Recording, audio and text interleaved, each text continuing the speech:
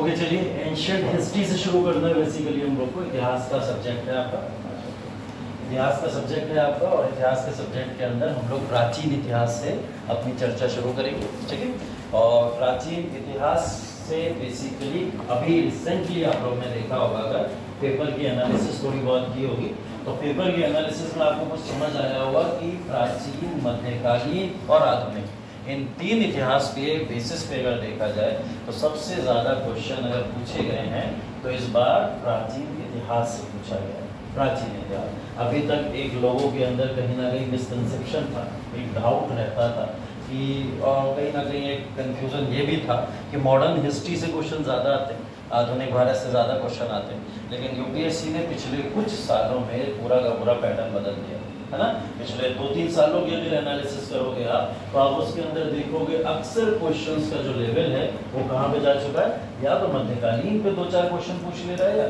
या अगर क्वेश्चन बढ़ा रहा है तो कहाँ जा रहा है, एंशिएंट हिस्ट्री, मतलब प्राचीन भारत के अंदर ज़्यादा से ज़्यादा क्वेश्चन पूछे जा रहे हैं। तो बहुत ही बड़ी एक जिम्मेदारी है प्राचीन इतिहास। तो प्राचीन इतिहास को सबसे पहले खत्म कर दिया जाए, है ना। और प्राचीन इतिहास के अंदर भी अभी मैं आपको एक एक सेक्टर बताना शुरू करूंगा कि कौन से वर्ग से ज़्यादा क्वेश्चन पूछे जा रहे हैं, किस पे हमें ज़्यादा फोकस करना है, और कहाँ पे हमको थोड़ा बहुत हल्का फुल्का करेंगे तो काम चल जाएगा, ठीक है। तो ये सब चीज़ें अभी हम लोग देख लेंगे, एक बार एनालिसिस इसकी कर लेंगे। और कोई बचा? जैसे कि हम देखते हैं कोचिंग इंस्टीट्यूट जो है वो एशियन या मेडिवल को पढ़ाते ही नहीं है, केवल मॉडर्न पे फोकस हो रहा है। तो क्या सिलेबस का पार्ट है नहीं क्या? नहीं, देखो यूपीएससी का सिलेबस जो आप कह रहे हो इंस्टीट्यूट्स जो कराते हैं वो एंशिएंट मेडिवल पे फोकस ना करके मॉडर्न पे क्यों करते हैं, उसका बेसिक कारण ये होता है मेंस का पार्ट नहीं है एंशिएंट और मेडिवल को अगर देखा जाए।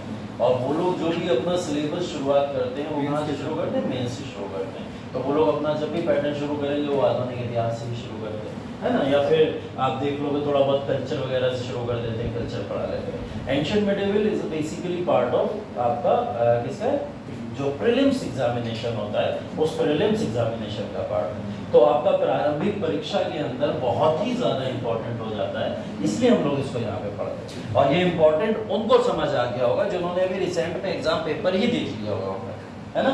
अगर आपने आईएएस का पेपर भी उठा के देखा होगा, है ना, या फिर आपने रिसेंट कोई भी एग्जाम्स दिए होंगे, वहाँ आपको समझ आ गया होगा कि आधुनिक का सोपड़ा समझ कर चुके हैं, ठीक है, पूरी तरीके से। ठीक, कल एक एग्जाम हुआ था उत्तराखंड, ठीक है, देखा होगा तुम लोग ने जाके, पीसीएस का एग्जाम है, और उसके अंदर आप लोग देखोगे तो मैंने भी पेपर को देखा था तो उसमें आधुनिक नहीं दिखता है ना, गैप कर दिया उन्होंने, पता नहीं क्यों गैप कर रहे हैं, आधुनिक से क्या प्रॉब्लम है। लेकिन आधुनिक को धीरे धीरे डिग्रेड किया जा रहा है, ऐसा नहीं है ये वापस नहीं आएगा, वापस आएगा 2-3 साल बाद हो सकता है। इसकी जब हम लोग एक बार फिर से पेपर को उठाएंगे तो आधुनिक भारत हो सकता है फिर से 10-12 क्वेश्चन आना शुरू हो जाए। फिलहाल का रिसेंट पैटर्न ये है आपका कि अभी 2-3 क्वेश्चन से ज्यादा नहीं पूछता है, ठीक है। तो हमारी शुरुआत, तो हमें पढ़ना सब है। जब आप यूपीएससी की तैयारी के लिए बैठे हो या आप स्टेट के भी एग्जाम्स दोगे तो नो डाउट आपको पढ़ना तो सभी, छोड़ नहीं सकते कुछ भी, है ना। लेकिन उस पर फोकस ज्यादा करिएगा कि जो चीज अभी करंट ट्रेंड के हिसाब से आपके एग्जाम में पूछी जा रही है, क्योंकि अगर करंट के ट्रेंड के हिसाब से नहीं रहोगे तो फिर परीक्षा से पहले ही बाहर हो जाओगे, है ना। तो इसलिए करंट ट्रेंड के हिसाब से रहना है। हम लोग प्राचीन इतिहास की शुरुआत कर रहे हैं, चलिए उसका आरंभ करते हैं। बेसिकली अभी सिलेबस को एक बार आपके सामने रख देता हूँ। सिलेबस आप लोग को पता होगा, लेकिन फिर भी इतिहास के सिलेबस को एक बार आप लोग देख लीजिए। हम लोग जो प्राचीन इतिहास में टॉपिक्स कवर करने वाले हैं उसके अंदर सबसे पहला टॉपिक आपका होगा प्रागैतिहासिक काल, ठीक है। प्रागैतिहासिक काल जिसको हम लोग प्री हिस्टोरिक इरा के तौर पे भी जानते हैं। हाँ, एक चीज और, नोट्स बनाना कंपलसरी है इस बार, जो भी क्लास में पढ़ाया जा रहा है उसके आपकी कॉपी में नोट्स होने चाहिए, तो अपनी कॉपी में नोट्स जरूर मेंशन करते रहिएगा। मुझे बता दीजिएगा जहाँ रुकना है मैं रुक जाया करूँगा, वहाँ पे आप नोट कर लीजिएगा, या मैं भी बताता चलूँगा क्या क्या चीज़ें नोट करनी है, ठीक है। तो नोट करना जरूरी है। तो प्रागैतिहासिक काल ये है। प्रागैतिहासिक काल के अंदर हम लोग बेसिकली कुछ युग पढ़ते हैं। उन युगों के अंदर जैसे हम लोग पाषाण काल पूरी तरीके से पढ़ते हैं। ये पाषाण काल कौन सा युग है, जब पत्थर का युग था, आदि मानवों का जमाना था, और आदि मानव से धीरे धीरे इंसान जो है होमो सेपियंस में कैसे कन्वर्ट हुआ, ये पूरा का पूरा जमाना उसकी बात करता है। तो हम लोग इस काल की बात करेंगे सबसे पहले। तो ये प्रागैतिहासिक काल के तौर पर जाना जाता है, जिसमें हम लोग प्रापाषाण काल, मध्य पाषाण काल, नव पाषाण काल, या फिर हम लोग पैलियोलिथिक एज, मेसोलिथिक एज या न्योलिथिक एज, इसके हिसाब से पढ़ेंगे। इंग्लिश मीडियम वाले कितने हो यहाँ पे? इंग्लिश मीडियम वाले कोई नहीं? बहुत अच्छा, चलो सुनो। हाँ, आप मतलब एक भाषा बोलनी पड़ेगी ना, तो एक भाषा में काम हो। ठीक है, तो प्राग ऐतिहासिक काल में हम लोग ये कालखंड पढ़ेंगे। इसी कालखंड में हम लोग चालकोलिथिक एज भी पढ़ेंगे, जिसको ताम्रपाषाण काल के नाम से भी जाना जाता है। ताम्रपाषाण काल या फिर तांबे का युग जिसको हम लोग बोलते हैं, उस युग के बारे में यहाँ पे बात करनी है, तो थोड़ा बहुत उसके बारे में बात कर लेंगे। इसके बाद में सिंधु घाटी सभ्यता, सब लोग जानते हैं, सबने इसका नाम सुना है। सिंधु घाटी सभ्यता सबसे पुरानी सिविलाइजेशन हमारे भारत की जो कहलाती है, उस सिविलाइजेशन की या सभ्यता की बात हम लोग यहाँ पे करने वाले हैं। ठीक है, तो यहाँ सिंधु घाटी सभ्यता अगला टॉपिक होगा। ऋग्वैदिक काल इसके बाद में होगा, और उत्तर वैदिक काल। इसको दो पार्ट में अलग अलग तरीके से पढ़ा जाता है, ऋग्वैदिक और उत्तर वैदिक काल। इसको संपूर्ण मिला के अगर चेक किया जाए तो वैदिक काल बेसिकली इसको बोला जाता है। और इस वैदिक काल के अंदर वेदास आ गए, रिटन डॉक्यूमेंट्स आ गए, उन सब की चर्चा हम लोग यहाँ पे करेंगे। ठीक है, इसके बाद में कुछ धर्म है, ये बहुत इंपॉर्टेंट है। अभी रिसेंट ट्रेंड में अगर देखोगे तो जैन धर्म, बौद्ध धर्म, ये बुद्धिज्म, जैनिज्म से बहुत क्वेश्चन आ रहे हैं लगातार। कोई एग्जाम नहीं छोड़ रहा है जिसमें यहाँ से क्वेश्चन नहीं पूछे जा रहे हैं। और इससे क्वेश्चन अगर बच रहा है तो वो कहाँ चला जा रहा है? वो चला जा रहा है आपका कुछ और काव्य के ऊपर। काव्य रचनाएं जो भी हुई हैं, जैसे कुछ रचयिता रहे हैं एंशिएंट हिस्ट्री के अंदर, उन्होंने कुछ रचनाएं अगर करी, वो रचनाएं पूछ ले रहा है। ठीक है, तो ऐसे क्वेश्चन इस समय में आ रहे हैं, तो हम लोग को इस पे बहुत फोकस करना है, बुद्धिज्म, जैनिज्म पे। ये बेसिकली धार्मिक सामाजिक सुधार आंदोलन है, इसके प्राचीन इतिहास के, उसके बारे में हम लोग यहाँ पे चर्चा करेंगे। तो ये दो टॉपिक बहुत इंपॉर्टेंट है आपके लिए। इसके बाद महाजनपद काल शुरू हो जाएगा, 16 महाजनपद के बारे में हम लोग पढ़ेंगे। महाजनपद एक वो युग है जो युग बता देता है कि अब भारत के अंदर राजनीतिक व्यवस्था शुरू हो गई है। और राजनीतिक व्यवस्था आप लोग समझते होंगे, जब रूल शुरू हो जाए, डायनेस्टी आना शुरू हो जाए, और जब क्या हो जाए कि शासक आके जनता के ऊपर शासन करना शुरू कर दे, तो ये राजनीतिक व्यवस्था महाजनपद काल से शुरू हो गई। जिसके बाद देखने को मिला एक बहुत बड़ा मगध का साम्राज्य उत्पन्न हुआ, जिसका क्या नाम था? मौर्य साम्राज्य। मौर्य साम्राज्य के कुछ इंपॉर्टेंट रूलर्स, चंद्रगुप्त मौर्य नाम सुना होगा आप लोग ने, अशोका का नाम आप लोग ने सुना होगा। इन लोग के बारे में हम लोग को पढ़ना है यहाँ पे। ठीक है, तो इन लोग के बारे में देखेंगे, मौर्य साम्राज्य की चर्चा करेंगे। मौर्योत्तर काल है, मौर्योत्तर काल मतलब मौर्यों का अंत करने वाले लोग कौन थे? इतना विशाल साम्राज्य, और वो साम्राज्य चुटकियों में कैसे खत्म हो गया? तो अगर वो खत्म हो गया तो उसको अंत करने वाले भी कुछ शासक, महत्वपूर्ण शासक रहे होंगे भारत में। तो वो शासक कौन से थे? जैसे सातवाहन के बारे में पढ़ेंगे हम लोग, शाकास के बारे में पढ़ेंगे, कुषाण के बारे में पढ़ेंगे। इन शासकों की चर्चा यहाँ पे मौर्योत्तर काल में करनी है। उसके बाद गुप्त काल आएगा, या फिर गुप्ता एम्पायर जिसको हम लोग बोलते हैं। गुप्ता एम्पायर के अंदर भी पढ़ेंगे कुछ चीजें। इसको भारत का क्या बोला जाता है? प्राचीन भारत का स्वर्ण युग बोला जाता है। तो प्राचीन भारत का स्वर्ण युग क्यों है? मतलब इंपॉर्टेंट है बहुत ज्यादा हमारे लिए। तो इसकी हम लोग राजनीतिक जो भी लाइफ है वो भी पढ़ेंगे, इसकी हम लोग आर्थिक लाइफ भी पढ़ेंगे, और इसके साथ साथ में हम लोग ये भी देखेंगे कि वहां पर रूलर्स जो रहा करते थे, वो रूलर्स के दरबार में रहने वाले लोग कौन कौन थे। बहुत इंपॉर्टेंट लोग यहाँ पे देखने को आपको मिलेंगे। ठीक है, इसके बाद में, इनके बाद में हर्षवर्धन काल आता है। तो वर्धन युग के बारे में यहाँ पे चर्चा करनी है, हर्षवर्धन के बारे में चर्चा करनी है, अलग से एक टॉपिक पूरा हमने लिया है। और लास्ट में संगम काल।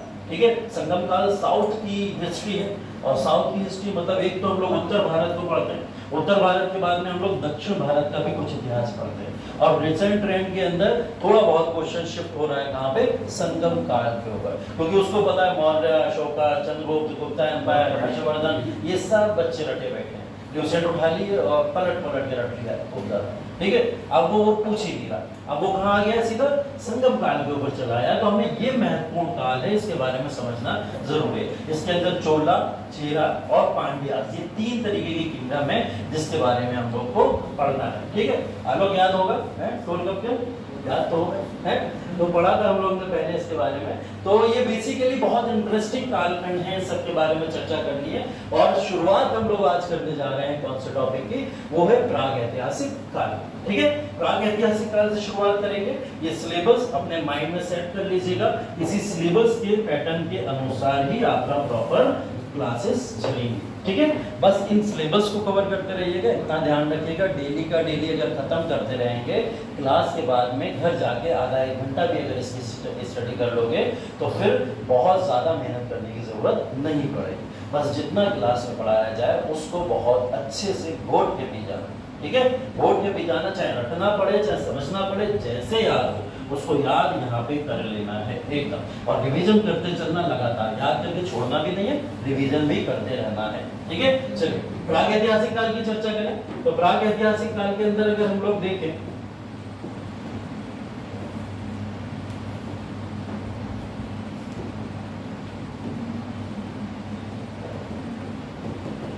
तो हिस्ट्री जो इतिहास है, उस इतिहास के कालखंड को कुछ डिवीजन में हमने देखा था लास्ट जब हम लोग ने क्लास किया था, अपना डेमो क्लास में हम लोग ने देखा था।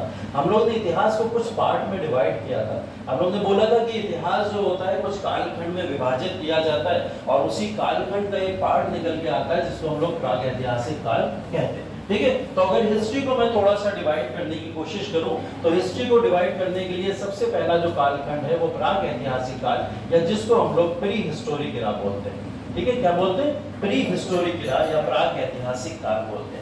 दूसरा कालखंड जो होता है उसको आग ऐतिहासिक काल बोला जाता है, या जिसको हम लोग क्या बोल देते हैं? प्रोटो हिस्टोरिक इरा बोल देते हैं। ठीक है, और हिस्ट्री का ही एक पार्ट बन जाता है तीसरा इरा, जिसको हम लोग ऐतिहासिक काल बोलते हैं, या फिर क्या बोल देते हैं? हिस्टोरिक इरा बोल देते हैं। ये तीन कालखंड टोटल इतिहास के अंदर होते हैं। इन तीन कालखंड के अंदर हम लोग पूरा इतिहास डिवाइड करते हैं। ठीक है, और इन तीन कालखंड के अंदर ये जो प्री हिस्टोरिक इरा और ये प्रोटो हिस्टोरिक इरा और हिस्टोरिक इरा, इन सब का जो डिवीजन करके देने वाले व्यक्ति हैं, उन व्यक्ति का कोई नाम बताएगा? कभी किसी ने सुना हो कि इसका डिवीजन किसने किया, इतिहास को ऐसे पार्ट्स में डिवाइड किसने कर दिया? इतिहास तो इतिहास होता है, अलग अलग कालखंड लेने की क्या जरूरत थी? तो ऐसा करने वाला कोई व्यक्ति रहा होगा, कभी नाम सुना आप लोगों ने? एक नाम मैं लिखने जा रहा हूँ यहाँ पे, वो नाम बहुत इंपॉर्टेंट है, याद कर लीजिए, रॉबर्ट ब्रूस फुट। ठीक है, नाम है इनका Robert Bruce Foote. Robert Bruce Foote ही वो व्यक्ति हैं जिन्होंने इन तीन कालखंड के अंदर इतिहास को डिवाइड किया है, या इतिहास का विभाजन किया है। अब इन तीन कालखंड में जब इतिहास का विभाजन कर दिया इन्होंने, तो फिर इनसे पूछा गया कि ये जो प्री हिस्टोरिक इरा है या प्रोटो हिस्टोरिक आग ऐतिहासिक काल है या ऐतिहासिक काल है, इन सबको विभाजन करने का मतलब क्या है, किस आधार पर विभाजन किया गया? तो इन्होंने बोला हमने विभाजन किया है एक तो तिथि के आधार पर, मतलब डेट्स के आधार पर।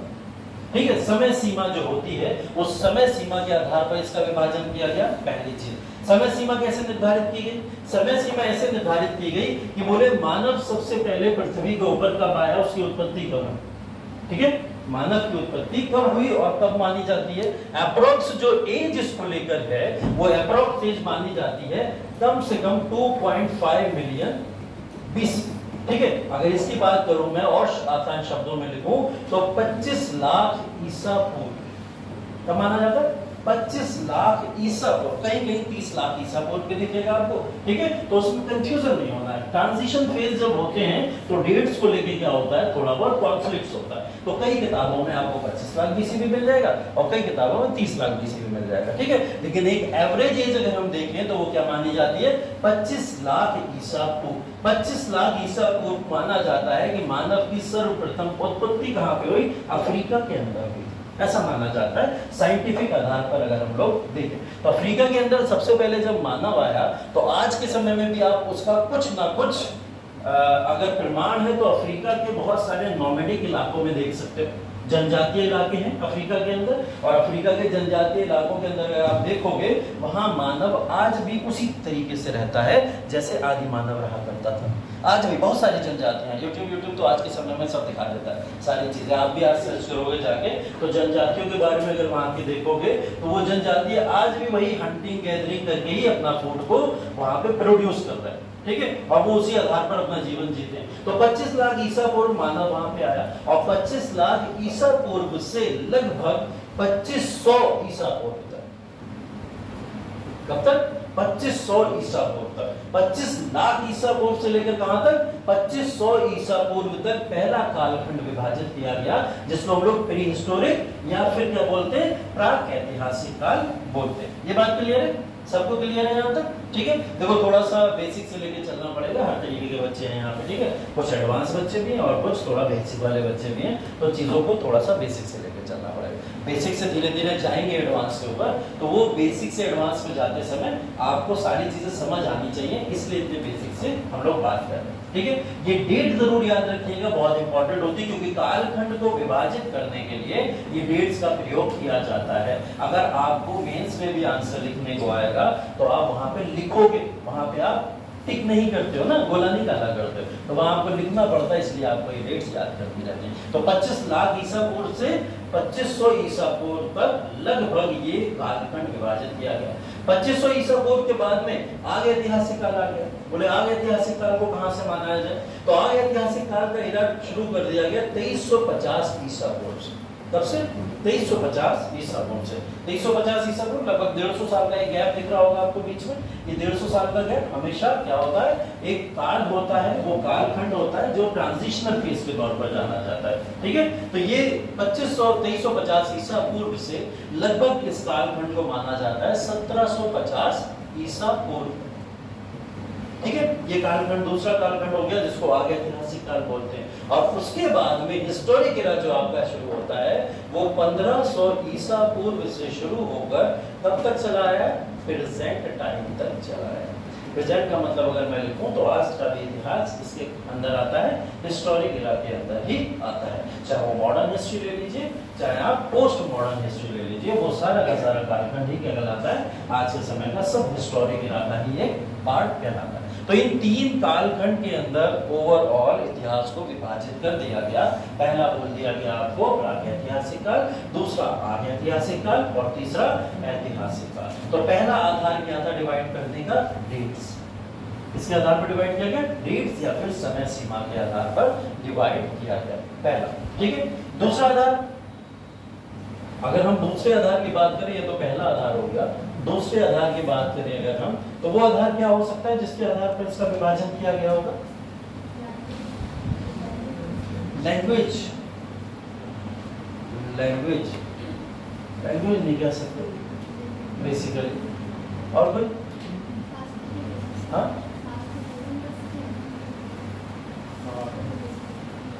शासकों के बेसिस पे, शासक होते नहीं किसी में, यहाँ पे शासक नहीं मिलेगा, यहाँ पे शासक नहीं मिलेगा, तो शासकों के बेसिस पे डिवीजन नहीं हो सकता। हाँ, उपकरण, हथियारों या उपकरण के बेसिस पे। अच्छा, अगर मैं सीधा सीधा बात करूं तो बोला जाए आर्कियोलॉजिकल बेसिस पे अगर इसका विभाजन किया जाए तो इसका विभाजन आर्कियोलॉजिकल बेसिस पे माना जाए। आर्कियोलॉजिकल बेसिस को क्या बोलेंगे, जो उत्खनन होता है बेसिकली, तो उत्खनन को क्या बोला जाता है, उत्खनन का मतलब हो गया कि पुराने समय की कुछ चीजों को खोदा गया और खोद के कुछ प्रमाण निकाले गए, तो वो आर्कियोलॉजिकल बेसिस होता है। ठीक है, तो उत्खनन के आधार पर अगर कहा जाए, या फिर अगर मैं इसको लिखूं आर्कियोलॉजिकल बेसिस पे, तो इसका सेकंड डिवीजन आपको मिलेगा आर्कियोलॉजिकल बेसिस पे। आर्कियोलॉजिकल बेसिस पे इसका डिवीजन कैसे मिलेगा, चलो उसको भी समझ लेते हैं। अब ये है जैसे प्रागैतिहासिक काल। प्रागैतिहासिक काल में अगर आर्कियोलॉजी की चीजें देखी जाए, कुछ खोदा गया, खोदने के बाद में कुछ वस्तुएं मिली, कुछ प्रमाण मिले होंगे वहां पे, उन वस्तुओं को देखा गया ये कितने साल पुरानी थी, कितने साल पुरानी थी, और ये पता कैसे किया गया, ये आगे चल के एक टेक्नोलॉजी मिल गई थी लोगों को जिसको कार्बन डेटिंग के नाम से जाना जाता है। ठीक है, साइंटिफिक एक टेक्नोलॉजी है जिसको क्या जाना जाता है, कार्बन डेटिंग के नाम से। आने वाले समय में हो सकता है आर्टिफिशियल इंटेलिजेंस, सब लोग सुन रहे होंगे, ठीक है, रोबोटिक्स वगैरह उससे भी एडवांस चली गई आर्टिफिशियल इंटेलिजेंस। हो सकता है आर्टिफिशियल इंटेलिजेंस इस पूरे के पूरे इतिहास को ही पलट के रख दे, क्योंकि सब आर्टिफिशियल इंटेलिजेंस से हमें समझ में आ जाएगा कि हाँ एक्चुअल में ये हुआ होगा। अभी तो हम सिर्फ क्या लगा रहे हैं, एक लॉजिक लगा रहे हैं।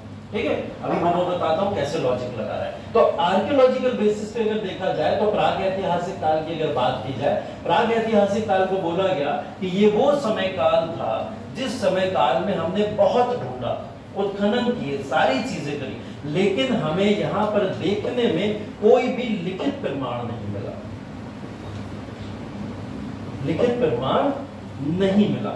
और जब यहाँ पे किसी भी तरीके का कोई लिखित प्रमाण नहीं मिला तो ऑब्वियस सी बात है कि इसको फिर जाना कैसे जाएगा, आप किसी भी चीजों के बारे में कैसे जानते हो। अभी आप लोग अगर यूपीएससी की तैयारी कर रहे हो तो आप हिस्ट्री के बारे में कैसे जानते हो, पढ़ लो, पढ़ के जानते हो, या कोई पढ़ा दे वैसे जानते हो। उसी तरीके से जानते हो। लेकिन इस समय में तो अगर हम देखें तो कोई लिखित प्रमाण है ही नहीं, और जब लिखित प्रमाण नहीं है ना तो कोई पढ़ सकता ना कोई पढ़ा सकता, है ना। तो जब लिखित प्रमाण नहीं है तो किस आधार पर फिर देखा जाए कि यहाँ पर एक सभ्यता रही थी, या सभ्यता अगर नहीं है तो कोई ना कोई एज तो रही होगी। इस समय में कैसे पता चला? तो वो पता चला उत्खनन के बेसिस पे। हमने जब गड्ढे खोदना शुरू करे तो गड्ढे खोदने के बाद में हमें क्या मिला? कुछ मूर्तियां मिल गई, ठीक है, कुछ हमें स्टैम्प मिल गए, है ना, और कुछ ऐसे हमको रेजिडुअल्स मिल गए या रिमेन्स मिल गए या अवशेष मिल गए जिनसे ये पता चल गया ये कितने पुराने अवशेष है। और जब उनको इसके इक्वल रखा गया तो देखा कि अच्छा डेट तो वही आ रही है प्रो। तो फिर हमने दूसरा जो आधार बनाया वो किसके बेसिस पे बनाया? आर्कियोलॉजिकल बेसिस पे बनाया, ठीक है। जहां तक लिखित प्रमाण नहीं थे उस एज को हमने एक एज में साइन कर दिया। ये वाली एज कौन सी हो गई? प्राग ऐतिहासिक काल हो गई। अब दूसरा वाला आगे ऐतिहासिक काल। आगे ऐतिहासिक काल में अगर हम लोग देखें तो यहां पर हमको लिखित प्रमाण मिल गए, यहां पर हमको लिखित प्रमाण मिल गए। अब जहां से लिखित प्रमाण मिल गया हमने उसको क्या मान लिया? अच्छा ये वाली हमारी एज कौन सी है? आगे ऐतिहासिक काल की एज है। और लिखित प्रमाण हमें मिले जरूर, लेकिन प्रॉब्लम पता क्या हो गई? ये लिखित प्रमाण कुछ ऐसी भाषा में लिखे हुए थे। अब बताओ इसको हम पढ़ें तो पढ़ें कैसे? हम पढ़ ही नहीं पाए कि क्या लिखा हुआ है, हमें समझ ही नहीं आया कि ये भाषा लिखी कौन सी। तो हम इस भाषा को आज तक समझ ही नहीं पाए। हमें यही नहीं समझ आया कि इस समय में जो भी लिखित प्रमाण मिले हैं उन लिखित प्रमाण में सिंधु घाटी सभ्यता का नाम क्या? सिंधु घाटी सभ्यता लिखा, ये भी नहीं पता, क्योंकि उस समय के लिखित प्रमाण को हम आज तक नहीं डेसिफर कर पाए। डेसिफर का मतलब आज तक ये प्रमाण पढ़े नहीं गए हैं, आज तक नहीं पढ़े। तो ऐसी एज जहां पे लिखित प्रमाण मिल गया हो और उन्हें पढ़ा ना गया हो वो एक एज में कर दिया। वो कौन सी एज हो गई? आगे ऐतिहासिक काल हो गई, ठीक है। और ऐसी ही एज का एक एग्जाम्पल है और उस एग्जाम्पल को ही हम लोग क्या बोलते हैं? सिंधु घाटी सभ्यता। क्या बोलते हैं? सिंधु घाटी सभ्यता। तो अगर आपसे कोई पूछे कि आगे ऐतिहासिक काल में कौन सा कालखंड आता है तो एक कालखंड आता है, वो कौन सा आता है? सिंधु घाटी सभ्यता, ठीक है, जिसको हमने कहां से कहां डिवाइड किया? 2350 ईसा पूर्व से 1750 ईसा पूर्व तक। तो इस पूरे के पूरे एज के अंदर हमको क्या देखने को मिला कि यहाँ पे हमें मिल गई एक सभ्यता, जो सभ्यता क्या हमें लिखित प्रमाण तो मिला है लेकिन आज तक हम उस लिखित प्रमाण के बारे में जान नहीं सके, ठीक है। चलो तीसरे वाले एज पे आ जाते हैं। तीसरा एज कौन सा है? ऐतिहासिक। प्राग ऐतिहासिक समझ आ गया, आगे ऐतिहासिक समझ आ गया, अब क्या है? ऐतिहासिक। अब क्या हुआ देखो, अब हमें मिले लिखित प्रमाण और अब हम इनको पढ़ भी गए, ठीक है, लिखित भी मिल गए और अब हम इनको पढ़ भी गए। तो जो लिखित मिले और हम जिनको पढ़ लिए वो सारा का सारा उठाकर हमने कहां डाल दिया? ऐतिहासिक कालखंड के अंदर डाल दिया। और ऐतिहासिक कालखंड सारा का सारा अगर शुरुआत हुई है उसकी तो लिखित प्रमाण जो पढ़ लिए गए वो प्रमाण कौन से हैं? वेदास। सबसे पहले वेद तो मिले और वेदों के बारे में तो लोगों ने जाना, तो वेदों के अंदर हमको लिखित प्रमाण मिल गए और उन लिखित प्रमाण से वहां की राजनीतिक व्यवस्था कैसी थी, वहां की आर्थिक व्यवस्था कैसी थी, वहां की सामाजिक व्यवस्था कैसी थी, वहां की धार्मिक व्यवस्था कैसी थी, इन सब के बारे में हमको वहां से पता चल गया, ठीक है। तो ये सारा का सारा जो कैलकुलेशंस हैं, इन कैलकुलेशंस को अगर देखें तो इस आधार पर पूरे इतिहास को डिवाइड किया जाता है। तभी हमने बोला कि सिंधु घाटी सभ्यता के बाद का जो भी एज आता है ऋग्वैदिक काल से शुरू हो जाता है, क्योंकि सबसे पहले वेद कौन सा मिला था? ऋग्वेद मिला था, ठीक है। ऋग्वेद, यजुर्वेद, सामवेद, अथर्ववेद, ऐसे करके वेदास मिले हमको। और जब वेदास मिले हमको वो सारा का सारा रिटन एविडेंस या फिर प्रूफ के तौर पर अब हमारे पास में है कि अब हम समझ गए कि इतिहास जो लिखा गया वो इतिहास पढ़ा गया और वही इतिहास आज के समय में आपको भी पढ़ाया जा रहा है। तो सारे के सारे एविडेंसेस हैं हमारे पास में और लिखित एविडेंसेस के आधार पर जो एज डिवाइड की गई जिसको हमने पढ़ लिया वो कौन सी है? ऐतिहासिक काल। यहां तक क्लियर है? ये एज का क्लासिफिकेशन समझ आ गया, ठीक है। अगर एक बार हम फिर से देखें, मैंने दो आधार पर आपको इतिहास का डिवीजन बताया। एक बताया आपको समय सीमा के आधार पर जिसको हम लोग डेट्स के तौर पर जानते हैं, ठीक है। समय सीमा, समय सीमा की अगर बात की जाए तो हमने बोला प्री हिस्टोरिक एरा या प्राक ऐतिहासिक काल पहला कालखंड है जिसको हम कहां से कहां तक डिवाइड करते हैं? 25 लाख ईसा पूर्व से लेकर कहां तक? 2500 ईसा पूर्व तक अप्रॉक्स, ठीक है। ये वाली डेट हमारी प्रागैतिहासिक काल की है। दूसरा कालखंड हमने बोला आग ऐतिहासिक काल है। आग ऐतिहासिक काल हमने कहां से शुरू किया? 2350 ईसा पूर्व से कहां तक? 1750 ईसा पूर्व। ये हमारी दूसरी एज हो गई, दूसरा कालखंड हो गया। और तीसरा कालखंड हमने कहां से शुरू किया? 1500 बीसी से। कहां से? 1500 ईसा पूर्व से। और हमने बोला आज तक जो समय काल भी चलता चला आया है वो सब किसका पार्ट है? इसी ऐतिहासिक कालखंड का पार्ट है, ठीक है। ये तीन एज जो डिवाइड हुई वो समय सीमा के आधार पर डिवाइड हुई, जिसको हमने यहाँ पे देख लिया। अब समय सीमा के आधार पर दूसरा एक और है, वो क्या है? उत्खनन के आधार पर या आर्कियोलॉजिकल साइट्स हमने देखी। वहां पे हमने जब देखा वहां पे तो उत्खनन हुए, बहुत सारे खुदाई हुई वहां पे, तो उससे हमें कुछ पता चला। अब वो क्या पता चला? वो ये पता चला कि भाई पहले वाली जो एज है प्रागैतिहासिक काल, उसमें कोई लिखित प्रमाण नहीं है। तो लिखित प्रमाण नहीं है, फिर कैसे पता चला उसके बारे में? तो कुछ हमको वहां पे रिमेन्स मिल गए, कुछ वहां पे हमें अवशेष मिले। अवशेष के आधार पर हमने देखा कि ये मटेरियल इतना ही पुराना है जितना हमने इस एज को डिवाइड किया हुआ है। तो हमने पहला पार्ट क्या कर दिया? जो लिखित आधार नहीं मिला है वो सारा का सारा सब एक तरफ चले जाओ और वो प्रागैतिहासिक काल हो जाएगा, ठीक है। दूसरी एज लिखित प्रमाण तो मिले और हम उसको पढ़ नहीं सके, ठीक है। ये वाली एज को हमने दूसरी एज में क्लासिफाई कर दिया, जिसका एक एग्जांपल मैंने आपको क्या दिया? सिंधु घाटी सभ्यता का, ठीक है। और तीसरी एज हमने क्या बोली? हमने बोली ऐसी एज आ गई अब जिसमें हमें लिखित प्रमाण तो मिले ही मिले, साथ में हमने उनको पढ़ भी लिया, ठीक है। और ऐसी एज आपकी क्या हो गई? ऐतिहासिक काल। तो 1500 से लेकर ये आज तक जो चली वो वाली ये सारी की सारी ऐतिहासिक कालखंड की एज, ठीक है। यहाँ तक क्लियर है? हमने इतिहास को इन कालखंड के आधार पर विभाजित कर दिया। अब यहाँ तक आपको जो जो नोट करना है वो अपनी कॉपी में नोट कर लो, अगर क्लासिफिकेशन आपको याद रखना है, ठीक है। और अगर कर लिया तो अच्छी बात है, आगे बढ़ो। कर लिया? ठीक है, चलो।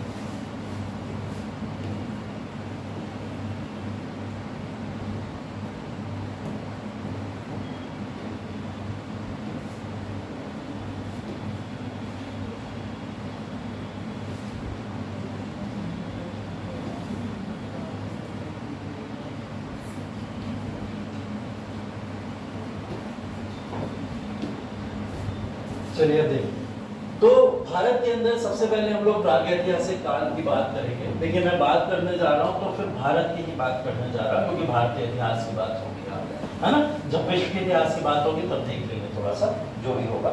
यहाँ पे फिलहाल भारत के इतिहास की बात हो रही है, तो भारत के इतिहास के आधार पर कुछ वर्गों में डिवीजन किया जा रहा है। तो जो भी आपको साइट्स यहाँ पे देखने को मिलेंगी इस पूरे के पूरे कालखंड में, वो साइटें भी कहाँ की दिखाऊंगा मैं? वो भी भारत की ही दिखाऊंगा।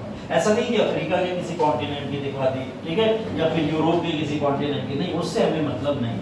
हमें भारत की साइटों से मतलब है कि भारत के अंदर जो जो साइट प्राप्त हुई है उन साइटों के बारे में हम लोग देखेंगे। और आज के समय में आप लोग देखोगे तो आज के समय में भी वो साइटें आपको देखने को मिलेंगी। वो पुरापाषाण काल से वो साइटें आज तक देखने को मिलती हैं, उसका भी प्रमाण अभी देख लेंगे कहाँ पे वो साइटें, ठीक है। अभी यूपीएससी में 2024 के प्रीलिम्स में ये क्वेश्चन पूछा गया था, है ना। अभी आएंगे उसके ऊपर बहुत बात करेंगे कि इन साइटों के ऊपर ही एक क्वेश्चन आया था, ठीक है। तो भारत के अंदर प्रागैतिहासिक काल को जब हम लोग देखते हैं तो प्रागैतिहासिक काल बेसिकली 3 कालखंड के अंदर डिवाइड किया जाता है, जिसमें पुरापाषाण, मध्यपाषाण और नवपाषाण युग आता है, ठीक है। तो इस वाले पूरे के पूरे पार्ट को भी हम लोग देख लेते हैं। प्रागैतिहासिक काल जिसको हम लोग बोल रहे हैं,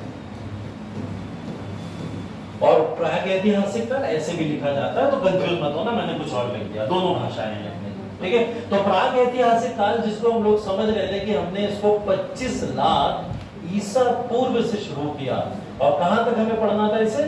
2500 ईसा पूर्व तक। ये कालखंड है पूरा का पूरा जिसमें हमें इसको पढ़ना होता है, ठीक है। तो सबसे पहले कालखंड को यहाँ पे उठा के पढ़ना शुरू करते हैं। तो 25 लाख ईसा पूर्व से 2500 ईसा पूर्व को अगेन फिर विभाजित किया गया, ठीक है। 25 लाख ईसा पूर्व से 2500 ईसा पूर्व को फिर से विभाजित किया गया। और उस विभाजन का पार्ट अगर हम लोग देखें तो सबसे पहले आपको क्या देखने को मिलता है? यहाँ पे पुरापाषाण काल, ठीक है। तो अगर हम लोग यहाँ पे बात करें तो सबसे पहला पार्ट है पुरापाषाण युग, ठीक, पुरापाषाण, ठीक। पुरापाषाण युग या फिर इस पूरे के पूरे कालखंड को भी अगर हम लोग और डिवीजन करना चाहें तो इसका भी डिवीजन है, अभी आगे फर्दर डिवीजन किया जाता है। और इसका फर्दर डिवीजन अगर हम लोग देखें तो हम लोग इसको ए, बी और सी पार्ट में डिवाइड कर देंगे। ठीक है, 3 पार्ट में डिवाइड कर देंगे, ए, बी, सी पार्ट में डिवाइड कर देंगे। ठीक है, तो सबसे पहले इसके अंदर आता है, अगर मैं अंग्रेजी में यहाँ पे लिखूंगा तो लोअर पैलियोलिथिक एज बोलते हैं। ठीक है, या फिर अगर मैं हिंदी में लिखूं तो निम्न पुरापाषाण युग,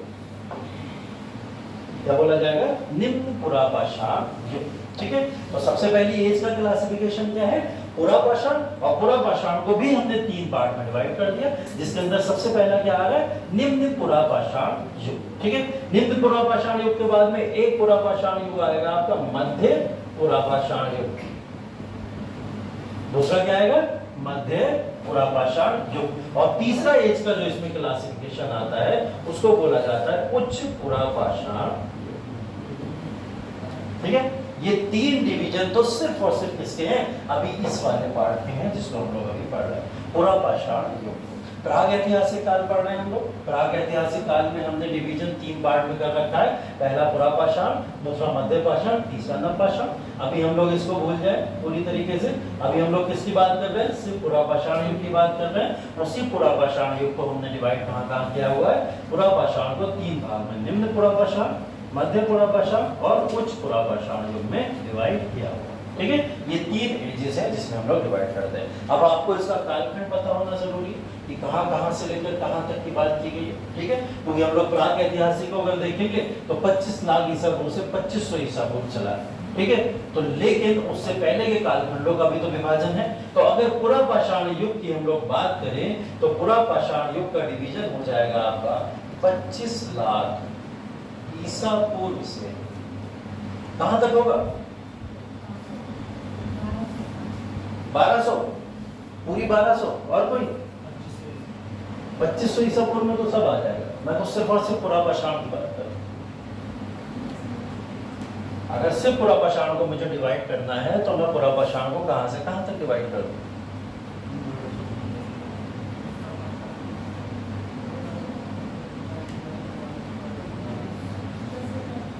हाँ, 10,000 ईसा, 8,000 और कोई 40,000। बहुत सारे आंसर हैं। सही आंसर क्या है? देखो, यही जो कंफ्यूजन है इसी को आज दूर कर लेना है पूरी तरीके से, है ना। मतलब आज के बाद में ये कंफ्यूजन फिर ना रह जाए, यहीं का यहीं क्लियर हो जाए पूर्ण रूप से, है ना। तो आज जो है ये कंफ्यूजन दिमाग से निकल जाए, क्योंकि ये जो युग हैं ये युग बहुत परेशान करते हैं डेट्स के आधार पर। आप डेट्स के आधार पर बहुत कंफ्यूज होते हो इसके लिए। ठीक है, क्योंकि कोई जो है 1700 BC तक बता देता है कि पुरापाषाण युग चला। ठीक है, तो वो भी जो कंफ्यूजन्स हैं, तो आप लोग तो बच्चे हो लेकिन कुछ लोग बता जाते हैं, पढ़े लिखे लोग भी, तो वो एक गलत डिवीजन है। वो डिवीजन को आज दिमाग से रिमूव करना बहुत जरूरी है। और दिमाग से रिमूव कर लेंगे आज ही का आज, तुरंत के तुरंत रट लो, कॉपी पे तुरंत लिख लो एकदम कि कौन कौन से युग को कब कब विभाजित किया जा रहा है। हम लोग इन 3 युग की बात कर रहे हैं। 3 युग को ऐसे ही ड्रॉ कर लो जैसे मैंने बनाया है। सबसे पहले पुरापाषाण युग लिखो और पुरापाषाण के बाद 3 ऐसे करके उसके सब डिवीजन दे दो, और तीनों के सब डिवीजन के बाद में ये वाली टेबल उसके नीचे बना लो। ठीक है, ये वाली टेबल उसके नीचे तुरंत बना लो, जिससे ये कंफ्यूजन तुरंत दिमाग से निकल जाए। यहाँ पे 2.6 मिलियन लिखा है, यहाँ पे आप लोग इसको 2.5 मिलियन ही लिखिएगा। ये 25 लाख की बात हो रही है। कब की बात हो रही है? 25 लाख BC की बात हो रही है। तो 25 लाख BC से लेकर 10,000 ईसा पूर्व तक हम लोग बात करते हैं, तो वो पुरापाषाण काल होता है। ठीक है, हम लोग अभी पुरापाषाण युग की बात कर रहे हैं। तो पुरापाषाण युग अगर हम लोग देखें तो क्या होता है? पुरापाषाण युग हमारा होता है, जो ये पुरापाषाण युग है पूरा का पूरा, ये आपका है 25 लाख ईसा पूर्व से कहां तक? 10,000 ईसा पूर्व तक। ठीक है, 25 लाख ईसा पूर्व से 10,000 ईसा पूर्व। फिर हमने फर्दर डिवीजन किया था 3 पार्ट में, एक निम्न किया था, एक मध्य किया था और एक उच्च किया था। ठीक है, तो जो निम्न वाला है उसमें वो 25 लाख ईसा पूर्व से कहां तक होता है? 2 लाख। ठीक है, कहां तक होता है? 2 लाख ईसा पूर्व तक।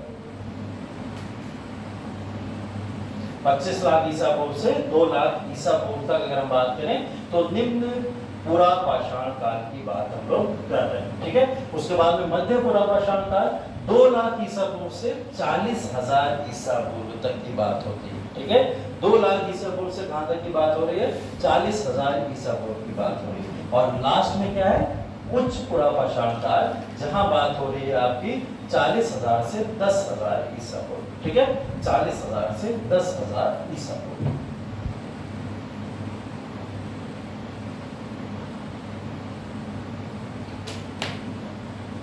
ठीक है, ये युगों का डिवीजन डेट के साथ में याद रखना बहुत जरूरी है और इसको आज ही रट लेना, तुरंत का तुरंत, ठीक है, जिससे ये फ्यूचर में कंफ्यूजन आपको बिल्कुल ना रह जाए। ठीक है, तो निम्न पुरा पाषाण काल 25 लाख से लेकर 20,000 तक लिख 2 लाख, कब तक लिखना है? 25 लाख से 2 लाख तक, ठीक है। तो ये आपका 25 लाख से 2 लाख चला जाएगा। मध्य पुरा पाषाण काल 2 लाख से 40,000 चला जाएगा और उच्च पुरा पाषाण काल कहां से? 40,000 से लेकर 10,000 ईसा पूर्व तक चला जाएगा, ठीक है।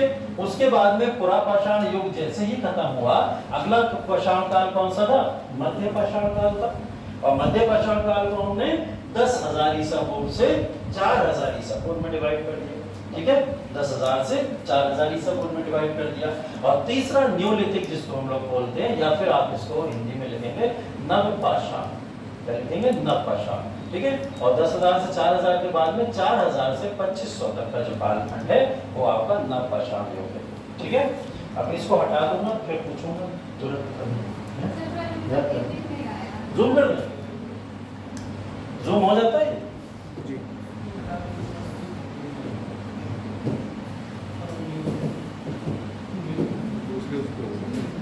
ये पीडीएफ फाइल है बेटा, शायद जूम ना हो पाए।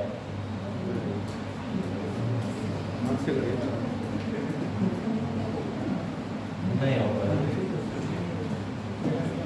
करके देखिए। बात समझ हो रहा है।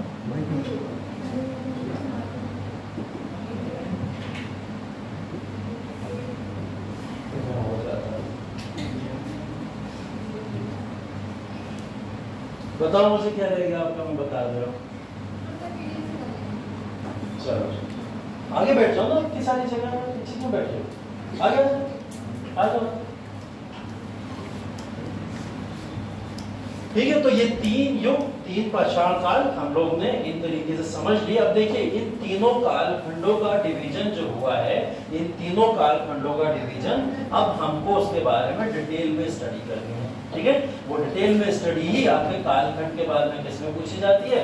वो पूछी जाती है अब आपके क्वेश्चंस में। अब आपको दिए जाते हैं तथ्य कुछ ऐसे और उन तथ्यों को पूछा जाता है एग्जाम के अंदर, ठीक है। अब वो तथ्य एक एक करके समझेंगे एक एक युग के अंदर। तो सबसे पहले हम लोग पुरा पाषाण काल की बात करने वाले हैं यहाँ पे, पुरा पाषाण युग, ठीक है। अब देखिए पुरा पाषाण युग के अंदर मैंने सबसे पहले एक इमेज आपके सामने रख दी, ठीक है। इस इमेज को देख के आपको क्या दिख रहा है? यहाँ पे स्टोन, पत्थर ही पत्थर दिख रहा हो, ठीक है। तो पुरा पाषाण काल की अगर हम लोग बात करें, इसके अंदर जो पाषाण शब्द लिया गया है, वो पाषाण शब्द का ही क्या मतलब है? पत्थर, स्टोन से लिया गया, ठीक है। तो ये वो युग है जिस युग के अंदर पत्थरों का उपयोग किया जाता था और पत्थरों से इंसान अपने जीवन को जीने की कला सीखा हुआ था। सिर्फ पत्थरों से, पत्थरों के माध्यम से हर एक काम वो कर लिया करता था। कैसे कर लिया करता था? बात करते हैं उसकी एक एक करके। तो हम लोग अगर पुरा पाषाण काल के अंदर बात करें, ये सब साइड सभी दिखा दूंगा मैं आपको। तो सबसे पहले अगर हम लोग बात करेंगे इसके अंदर, तो ये पुरा पाषाण काल के अंदर बात करते हैं हम लोग। सबसे पहले जो यहाँ पे बात हम लोग करने वाले हैं वो करने वाले हैं निम्न पुरा पाषाण काल,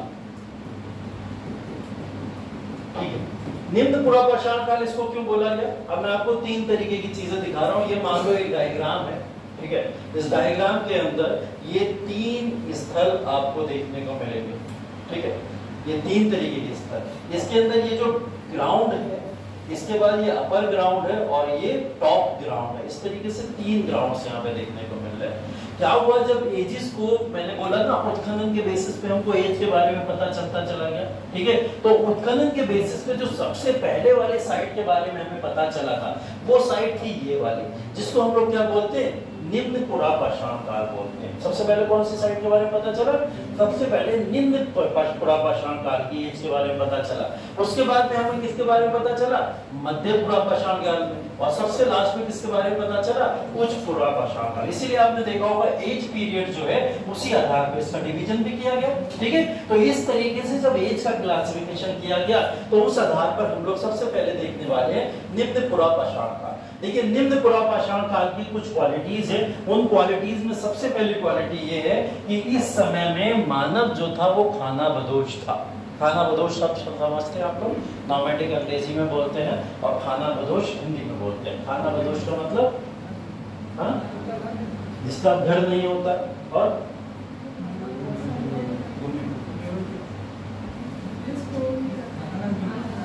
जो खाना स्टोर नहीं करते हैं। अच्छा, जो शिकार करके खाते हैं। अच्छा, खानाबदोश। खानाबदोश को अगर एक शब्द में मैं डैश लगा के लिख दूं तो आदि मानव लिख सकता हूँ।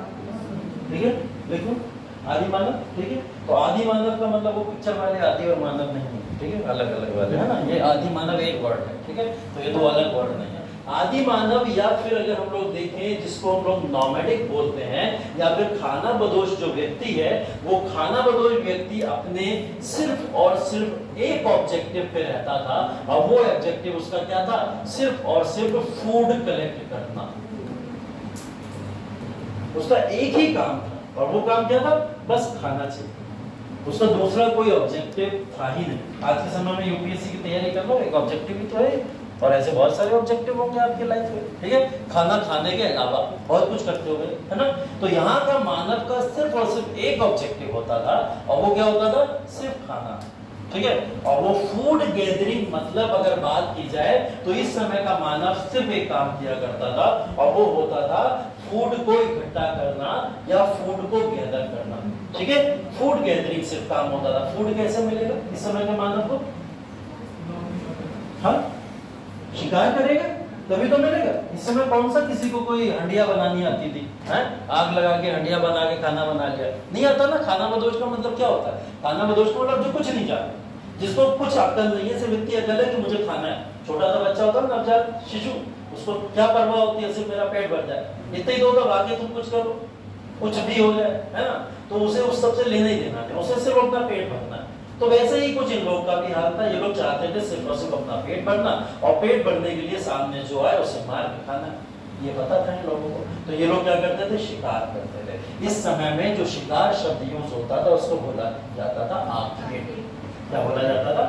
आखेट। ये शब्द पूछा गया है प्रीलिम्स के अंदर, आखेट शब्द का मतलब क्या है? ठीक है, तो आखेट शब्द का मतलब जब निम्न पुरापाषाण युग के अंदर मानव शिकार करके अपना भोजन प्राप्त किया करता था उसको ही बोलते थे आखेट। तो आखेट इस समय में लोग किया करते थे और आखेट करके अपने अपने भोजन को यहाँ पर ग्रहण किया करते थे। एक काम होता था। चलिए, निम्न पुरापाषाण काल की अगर बात की जाए तो इस समय में बड़े बड़े पत्थर देखने को मिलते हैं। कैसे पत्थर? बहुत बड़े बड़े। इस समय में मानव को ये नहीं पता था कि पत्थर तोड़ के भी काम किया जा सकता, तो वो क्या करता था? बड़े पत्थरों को यूज किया करता था। बड़े पत्थर का मतलब वो शिकार कैसे किया करता था? शिकार करने का उसका एक अलग अपना तरीका था। वो तरीका क्या था? वो शिकार करने के लिए बड़े पत्थर को पहाड़ी से गिराता था, नीचे जानवर उसके नीचे दबता था, मरता था और उसको खाया जाता था। ठीक है, तो उस समय वो शिकार करने का तरीका पत्थर जानवर पे, बड़ा सा पत्थर पहाड़ के ऊपर 4 लोग चढ़ के जाते थे और नीचे 4 लोग जानवर को घेरे रहते थे और ऊपर से एक पत्थर गिराया जाता था, जानवर के ऊपर गिरता था, वो उसके नीचे मर के और वो उसको खाता करते थे। ये तरीका था उस समय के लोगों का जब वो शिकार या फिर आखेट परफॉर्म किया करते थे। ठीक है, तो निम्न पुरापाषाण युग की 2 खास व्यवस्थाएं ये हैं। पहली चीज कि इस समय में लोग सिर्फ और सिर्फ फूड गैदरिंग या फिर भोजन का कह सकते हो आप कि उसको स्टोर करने के लिए कार्य किया करते थे, फूड या फिर उसको प्राप्त करने के लिए कार्य किया करते थे और उसके लिए सबसे महत्वपूर्ण कार्य करते थे क्या? आखेट या शिकार करना। और दूसरा इंपॉर्टेंट चीज क्या थी? इस समय में बड़ा पत्थर देखने को मिला है और उस बड़े पत्थर से क्या होता था? ये लोग अपना शिकार किया करते थे। ठीक है, इस समय के लोग अगर मैं कहूँ क्या खेती के बारे में जानते थे? एकदम नहीं जानते थे। ऑप्शन ऐसे ही आते कि निम्न पुरापाषाण काल के लोग जॉब के बारे में जानते थे। ठीक है, ये स्टेटमेंट जैसे लिखे वैसे काट दें। क्योंकि जब वो खेती के बारे में नहीं जानते, jaw is a part of agriculture, ठीक है, और एग्रीकल्चर के बारे में भी नहीं जानेंगे जब उसके बारे में नहीं जानते। तो ऐसे ऐसे स्टेटमेंट भी कभी कभी देखने को आपको मिलेंगे। तो आप ध्यान रखिएगा, निम्न पुरापाषाण काल में एक ही ऑब्जेक्टिव इंसान का था, वो था खाना खाना, उसके अलावा कुछ भी ऑब्जेक्टिव उसका नहीं था, ठीक है। तो निम्न पुरापाषाण काल को आप लोग इस बेसिस पे, ऐसे आधार पर याद रखिएगा, ठीक है। इसके आगे चलिए, अब ये देखिए कुछ साइट्स हैं यहाँ पे जो दी गई हैं आपकी, इन साइट्स को पूरे पुरापाषाण काल के अंदर देखा जाता है। जो पुरापाषाण काल हम लोग ने पढ़ा है, उस पुरापाषाण काल में ये जो साइट्स हैं, भारत की साइट्स हैं, जिनको यहाँ पे देखा जा रहा है, ठीक है। इन साइट्स में जो महत्वपूर्ण साइट्स हैं, उनको अगर मैं थोड़ा सा यहाँ पे परफॉर्म करूँ, तो आप लोग यहाँ पे देखोगे कि यहाँ पे एक साइट बुर्जहोम दिखाई दे रहा है, ठीक है। ये बुर्जहोम एक साइट है, कहाँ पे देख रही है? कश्मीर में ना, ऊपर कश्मीरी तो है, ठीक है। तो कश्मीर है, कश्मीर के अंदर बुर्जहोम एक साइट है। ये भी कब की साइट है? पुरापाषाण युग की साइट है। क्वेश्चन ऐसे पूछे जाते हैं, बुर्जहोम किसका पार्ट है? क्या पुरापाषाण का है, क्या मध्यपाषाण का है, क्या नवपाषाण का है? और अगर इन तीनों का नहीं है तो क्या सिंधु घाटी सभ्यता का पार्ट है? ये सिंधु घाटी सभ्यता का नहीं तो क्या वैदिक सभ्यता का पार्ट है? ऐसे क्वेश्चन पूछे जाएंगे। तो जब आपको ये मैप दिखेगा, तो मैप के आधार पर आपको याद रहेगा कि हाँ, ये कौन सा है? पुरापाषाण युग का एक साइट है। ऐसे यहाँ पे मैप पर दिख रहा होगा। आज के समय में ये पाकिस्तान में है, ठीक है। आज के समय में कहाँ है? पाकिस्तान में है, लेकिन उस समय में ऑब्वियस सी बात है, सब भारत का एक अभिन्न हिस्सा था।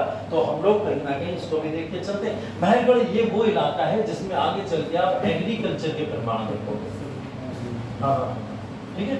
एग्रीकल्चर मतलब कृषि के प्रमाण सबसे पहले आप लोग को यहाँ देखने को मिलेंगे। कृषि के प्रमाण में भी अगर बात करी जाए, तो यहाँ महलगढ़ के अंदर सबसे पहला प्रमाण मिला था गेहूं का। इसका मिला था गेहूं, ठीक है। तो वीट का यहाँ पे प्रमाण देखने को मिला था। आगे पढ़ेंगे इसके बारे में। एक साइट ये भी देखने को मिल रही है यहाँ पे, इंपॉर्टेंट साइट्स में अगर बात की जाए। एक साइट यहाँ देख रहे हो, इनाम गांव, ठीक है।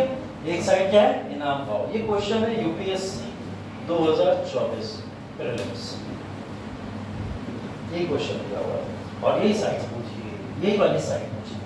अगर ये कोई भी मैप देखा हुआ होता उस समय, तो इसको बहुत आसानी से लगा सकता था कि इनाम गांव कौन सी सभ्यता का पार्ट था, ठीक है। तो अगर हम लोग देखें, ये कौन सी सभ्यता में दिख रहा है आपको? पुरापाषाण युग का ही एक पार्ट दिखाई दे रहा है। तो इस मैप को आप लोग स्टडी जरूर कीजिएगा, ठीक है। और ये पूछा जाता है, सबसे पुराना विलेज इनाम गांव का पूछा जाता है कि सबसे पुराना गांव भारत के अंदर कौन सा था, विलेज कौन सा था, तो वो इनाम गांव था। ये क्वेश्चन इस बार प्रीलिम्स में ऐसे ही पूछ लिया था, सिर्फ लोकेशन के बेसिस पे। इतना आसान क्वेश्चन है, लेकिन लोगों से वो सॉल्व इसलिए नहीं हुआ क्योंकि वो शायद इस मैप को या फिर ऐसे लोकेशन कभी देखे नहीं। वही 2-4 इंपॉर्टेंट साइट्स महलगढ़ पढ़ लेते हैं, बुर्जहोम पढ़ लेते हैं, या फिर चिरांद वगैरह पढ़ लेते हैं, और उसके बाद में खत्म नहीं होता ऐसा। कुछ कुछ साइट्स वो ऐसी पूछ लेता है जो शायद आपके दिमाग में नहीं है। तो मैप स्टडी जरूर कीजिएगा जब आप प्रिपरेशन में हैं। कोई भी समय काल का मैप हो, आपको स्टडी करना पड़ेगा। ये भी मैप स्टडी कीजिएगा घर पे जाके, और इसमें साइट्स देखिएगा कौन सी साइट्स किस किस के लिए इंपॉर्टेंट है यहाँ, ठीक है। और उसमें लोकेशन जरूर देखिएगा कौन सी साइट कहाँ पे पड़ती है। ये बहुत जरूरी आपके लिए हो जाता है। तो आप मैप एक एक देखिएगा, ठीक है। क्योंकि अभी एक एक साइट को उठा के मैं आपको समझा नहीं सकता, उसमें ही क्लास चला जाएगा, है ना। तो आगे भी बढ़ना है, उसके बारे में भी चर्चा करेंगे, ठीक। तो ये बेसिकली देखिए साइट्स के बारे में पूछ लेता है, तो साइट्स के बारे में आप लोग को याद रखना है, ठीक है। अब हम लोग अगर बात करें, ठीक है, निम्न पुरापाषाण काल की बात होगी, मध्य पुरापाषाण काल के अंदर आते हैं। और मध्य पुरापाषाण काल के अंदर अब देखिए क्या क्या चीजें चेंज हुई। और मध्य पुरापाषाण काल का अगर हम लोग देखने का शुरू करें, तो यहाँ माना जाता है कि प्रारंभिक होमो सैपियंस देखने को मिले, ठीक है। प्रारंभिक होमो सैपियंस, आप मानव को जब उस अवस्था में देख लो जिस अवस्था में अब वो सीधा चल सकता है, ठीक है, सीधा चल सकता है मानव। और सीधा चलने के बाद में वो एक ऐसा रूप ले ले जो रूप शायद हम लोगों का है आज के समय में। माना जाता है ना, मानव का एक ऐसा रूप था जिस रूप में मानव अपने पैरों पे नहीं चल के हाथों पे भी चलता था। ऐसा एक रूप था। धीरे धीरे क्या हुआ, ओरिजिन होता चला गया, और वो इवोल्यूशन उसको क्या बना दिया, होमो सैपियंस, जो आज का मानव है। तो प्रारंभिक होमो सैपियंस अगर देखने को मिला, तो कौन से कालखंड में देखने को मिला है? वो मिला है मध्य पुरापाषाण युग के अंदर देखने को मिला है, ठीक है। इसकी पहली क्वालिटी क्या हो गई? प्रारंभिक होमो सैपियंस देखने को मिले हैं यहाँ पर, ठीक है। दूसरी क्वालिटी, इस समय में जिसकी भी मृत्यु हो जाती थी उसको क्या करा जाता था, दफना दिया जाता था। क्या करा जाता था, दफना दिया जाता था। यहाँ पे जलाने की प्रथा नहीं थी। कौन सी प्रथा थी, दफनाने की प्रथा थी। तो जो अंतिम संस्कार किसी भी व्यक्ति का किया जाता था तो वो कैसे किया जाता था, दफना के किया जाता था। उसके लिए एक शब्द यूज होता है, कौन सा, अंत्योष्ट। ठीक है, ये 16 संस्कार जो होते हैं हिंदू धर्म के अंदर, उस धर्म के अंदर का एक संस्कार है जिसको क्या बोला जाता है, अंत्योष्टि बोला जाता है। ये अंतिम संस्कार को अंत्योष्टि के तौर पर जाना जाता है। तो ये 16वां संस्कार उस समय में पॉपुलर था जिसको अंत्योष्टि के तौर पर जाना जाता था। ठीक है, निम्न पुरापाषाण काल के अंदर क्या क्या लिखा आप लोग ने, नोट्स बनाते चलना है, चेक हो जाएंगे, कभी भी बता रहा हूँ, इसलिए कभी भी कोई भी ऑफिसर आ सकता है चेक करने। निम्न पुरापाषाण काल आप लोग ने हेडिंग डाली होगी, लिखा उसके अंदर कुछ 2 चीजें बताई मैंने। पहले फूड गैदरिंग बताई थी, है मतलब भोजन का संग्रहण कर रहा है मानव। पहला क्या कर रहा है, भोजन का संग्रहण कर रहा है, और दूसरा बड़े पत्थरों का उपयोग करता था। ठीक है, या फिर अंग्रेजी वाले लिखना चाहो तो मेगालिथिक लिख सकते हो उसको, या बड़ा पत्थर का उपयोग उस समय का मानव करता था। और उस समय शिकार होता था, उस शिकार शब्द को क्या बोलते थे, आखेट बोला जाता था। ये आखेट युग, शिकार हर युग में हुआ है लेकिन उस युग के शिकार को पर्टिकुलर आखेट बोला जाता है, बस ये डिफरेंस है। ठीक है, तो ये बेसिकली निम्न पुरापाषाण काल था। अब मध्य पुरापाषाण काल के अंदर 2 इंपॉर्टेंट बातें बता दी मैंने आपको। पहली क्या बता दी कि प्रारंभिक होमो सेपियंस इस समय में देखने को मिला, प्रारंभिक मानव का स्वरूप देखने को मिला इस समय, जो आज हम लोग के फॉर्म में देखने को मिलता है, प्रारंभिक। ठीक है, चलो इसके बाद में दूसरा मैंने बताया कि इस समय में दफनाया जाता था, दफन करने की व्यवस्था होती थी। इस समय लोगों को जलाया नहीं जाता था, और उस दफन करने की व्यवस्था को क्या बोलते थे, अंत्योष्टि बोला जाता था। और ये 16 संस्कारों में से एक संस्कार है अंत्योष्टि, जिसको अंतिम संस्कार के तौर पर जाना जाता है। ठीक है, मध्य पुरापाषाण काल।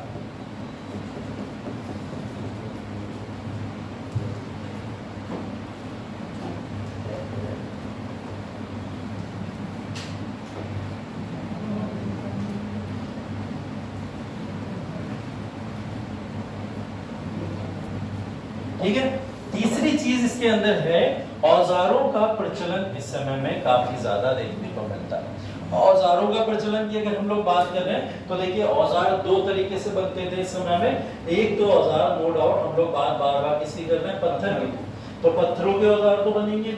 पत्थरों को क्या कर दिया गया इस समय, बड़े पत्थर को तोड़ लिया गया। मानव इतना सीख गया था कि पत्थरों को तोड़ के भी काम चलाया जा सकता है, तो उसने बड़े बड़े पत्थरों को छोटा कर दिया। ठीक है, अब वो छोटा जब पत्थर हो गया तो फेंक के मारता था। ठीक है, जैसे कभी आपस में लड़ाई हो, एक दूसरे को पत्थर फेंक के मारना, तो जिसके सर पे लगेगा बेहोश हो जाएगा, है ना, होगा ऐसा।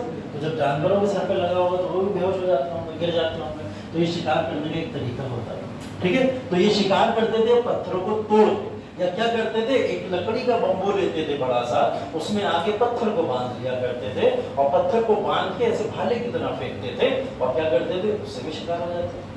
दूसरा तरीका, तो वो अलग अलग तरीके थे उस तरीके के, जो आप लोग के दिमाग में आ जाए, आप लोग समझ जाना, आप लोग उसी तरीके के आदि माना। ठीक है, तो ये औजारों का एक तरीका था कि पत्थरों के औजार बनाए जाते थे, पहला ये होता था। और दूसरा औजार किसके बनाते थे, ये हड्डियों। ठीक है, हड्डियों, जानवरों की हड्डियां मिल गई।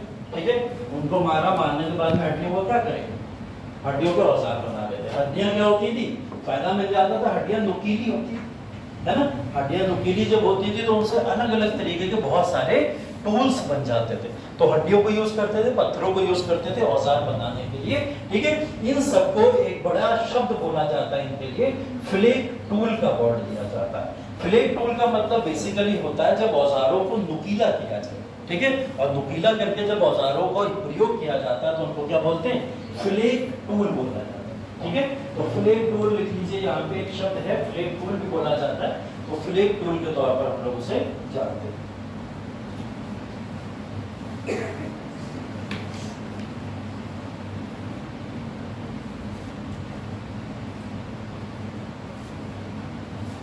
ठीक है। तो मध्य पाषाण युग के अंदर हम लोग ने कुछ चीजें देख ली। पहली चीज तो हम लोग ने देख लिया कि प्रारंभिक होमो सैपियंस जो है इसी समय में देखने को मिले।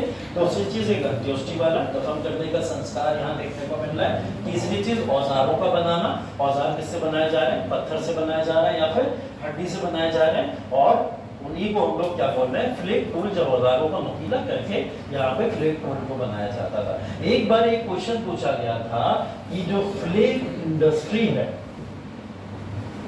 ये फ्लेक इंडस्ट्री का मतलब पूछा गया था, और पूछा गया था कौन सी एज में ये इंडस्ट्री देखने को मिलती है। फ्लेक इंडस्ट्री की बात कर रहे हो। अब जब इंडस्ट्री की बात कर रहे हो तो आपको समझ आ रहा होगा कि बहुत बड़े हम लोग ऐसी चीज की बात कर रहे हैं जहां पे लोग क्या करते होंगे, कुछ फोर्स को बनाते हैं, हथियारों को बनाते होंगे। बड़ा सा एक हब होगा, इंडस्ट्रियल हब होगा, वहां पे इंडस्ट्री लगी होगी कोई, और उस इंडस्ट्री में हथियारों को बनाया जाता होगा। ऐसा कुछ देखने को मिला है फ्लेक इंडस्ट्री। लेकिन फ्लेक इंडस्ट्री का तात्पर्य ये नहीं था।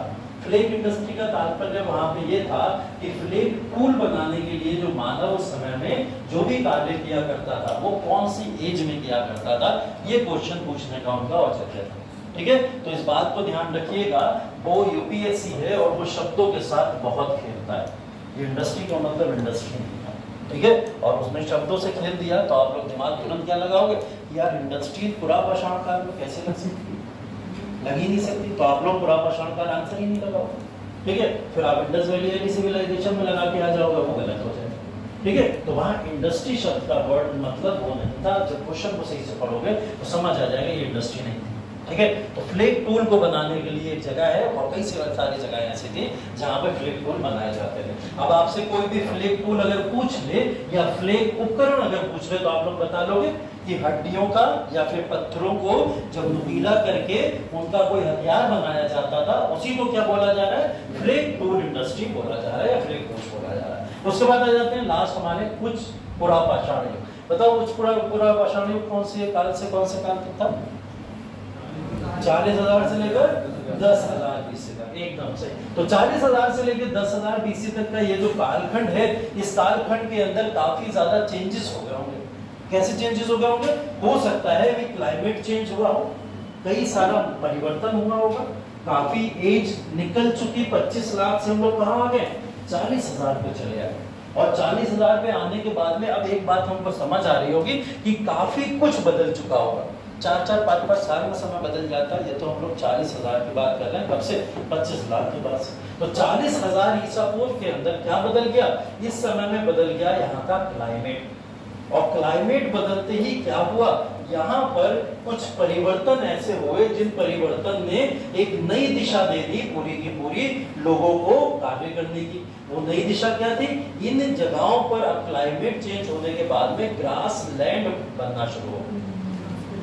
ग्रासलैंड का मतलब अगर बात करें तो घास के मैदान, अब जगह जगह पे घास उगने लगी, मैदान बन गए, और ऐसे चेंजेस इस एज के अंदर हमें देखने को मिलते हैं। इसलिए इस एज को बोला जाता है कि ये क्रांति की एज थी इन तीनों एजेस के अंदर। तो क्रांति का युग अगर पुरापाषाण युग में आपसे पूछा जाए कौन सा है, तो वो है उच्च पुरापाषाण काल का युग, जिसको क्रांति का युग बोला जाता है। क्लाइमेट चेंज हुआ, क्लाइमेट चेंज होने के बाद में आप समझ रहे होंगे कि ग्रासलैंड बने, और ग्रासलैंड पे आपको ये भी समझ आ रहा होगा जब घास होगी तो घास के अंदर पशु आएंगे, घास चरने आएंगे, पशु आएंगे, है ना। तो पशु जब घास चरने आएंगे, इन्हीं पशुओं को क्या करा इन लोगों ने, जब इनके पास में रहना शुरू हो गए तो इनका डोमेस्टिकेशन शुरू कर दिया। डोमेस्टिकेशन का मतलब हो गया पशुपालन। तो यहाँ पे एक नई चीज देखने को मिली कि मानव ने क्या करा, अपने साथ कुछ पशुओं को पालना शुरू कर दिया। ठीक है, क्या देखने को मिला यहाँ पे? पशुपालन की व्यवस्था देखने को मिल गई। अब मानव क्या रखता था अपने पास में? कुछ पशुओं को रखता था और पशुओं को पालना शुरू कर दिया। अब इन पशुओं को पालने में जो पशु उसने पाले, ठीक है, उन पशुओं के अंदर जैसे शीप हो गई, भेड़ की बात कर लें, गोट की बात कर लें, बकरियां हो गई, इस सब के एग्जाम्पल आप लोग वहाँ पे देख सकते हो। ठीक है, मैं यहाँ पे काऊ नहीं लिखूंगा, अगर आप लोग के दिमाग में आ रहा हो सब काऊ पे लिख देती हूँ, ठीक है, तो मैं नहीं लिखूंगा क्योंकि काऊ पे कोई भी अवशेष इस समय में देखने को नहीं मिले हैं। वो कहाँ देखने को मिले? वैदिक सभ्यता। वैदिक सभ्यता में जब जाओगे ना तो गवस्टी वर्ड पढ़ोगे। गवस्टी वर्ड का मतलब होता था गाय के लिए युद्ध हो जाते थे बड़े बड़े वहां पे, तो गाय का जो पूरा का पूरा इतिहास देखने को मिलेगा वहां मिलेगा। फिलहाल शीप और गोट की अगर हम लोग बात करें, इस समय में लोगों ने पालना शुरू कर दिया, लेकिन उससे भी पहले मानव ने एक जानवर पाला और वो जानवर था जंगली कुत्ता, ठीक है, वाइल्ड डॉग जिसको बोला जाता है। सबसे पहला मानव ने अगर कोई जानवर पाला था, कौन सा था? डॉग, कुत्ते को पाला था। और कुत्ते को पालने के पीछे का कारण शिकार के लिए, और चलो शिकार में सहायता कर देगा, एक तो हो गया, ठीक है, और सुरक्षा। क्या शेर से सुरक्षा कर पाएगा कुत्ता? शेर ने अटैक कर दिया अगर आके, कुत्ता बचा लेगा?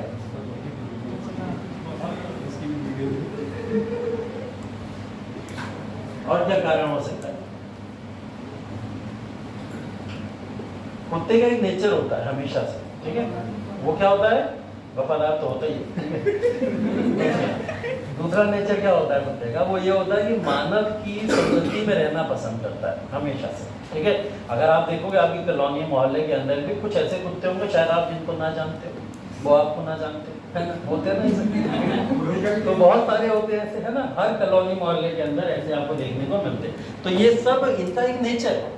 ये नेचर क्या होता है? होते जंगली लेकिन चले आते हैं बस्तियों में, और बस्तियों में आके मानव के साथ अपने आप ही रहना शुरू कर देते हैं। उस समय में भी ऐसा कुछ हुआ होगा, ये लोग क्या करे होंगे कि मानव के साथ आके रहना शुरू कर दिए होंगे, जिसके थ्रू मानव ने क्या करा, कहीं ना कहीं इनको पालना शुरू कर दिया, ठीक है। वफादार भी होते हैं, कह सकते हो आप एक तरीके से, कि मानव का साथ देते थे, चाहे वो हंटिंग हो, हंटिंग में भी देखोगे हंटिंग प्रैक्टिसेस भी मानव करता था, उसमें भी साथ देते थे।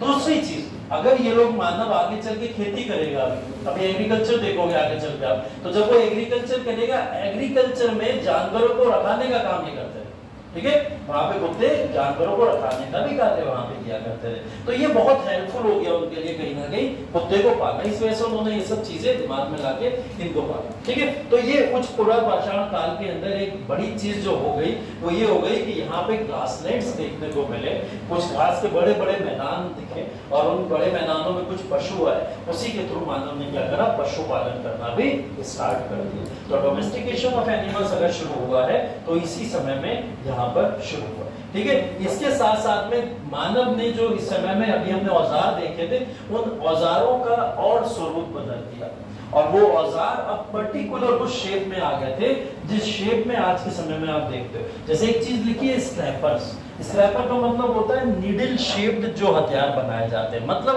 ऐसे हथियार जो काफी नुकीले और धारदार होते हैं, ऐसे हथियार जो काफी नुकीले और धारदार होते हैं। जैसे कि आप चाकू नाइफ की बात कर लो, उस तरीके का एक प्रोडक्ट हो सकता है। आप बात कर लो अगर कि सुई वगैरह जो होती है, ठीक है, उसकी बात निडल्स इसी समय में सुई वगैरह का भी देखने को मिला।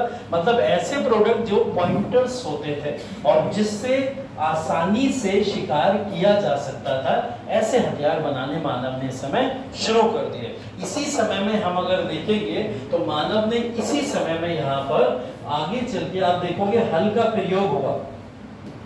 हल का प्रयोग होगा, हल क्यों करा जाता है? खेती के लिए यूज किया जाता है। हल का भी यहीं पे लोगों ने क्या करा था, यहीं पे उसको खोज लिया था। तभी जाके आप मेसोलिथिक इरा में अभी देखेंगे पुरापाषाण के बाद कौन सा युग आएगा, मध्य पाषाण युग आएगा। और उस मध्य पाषाण युग में हम लोग देखेंगे कि मानव इस तक कैसे पहुंचा, क्योंकि इस समय की एज के अंदर कुछ नुकीले प्रोडक्ट बनाने उसने शुरू कर दिए थे, ठीक है।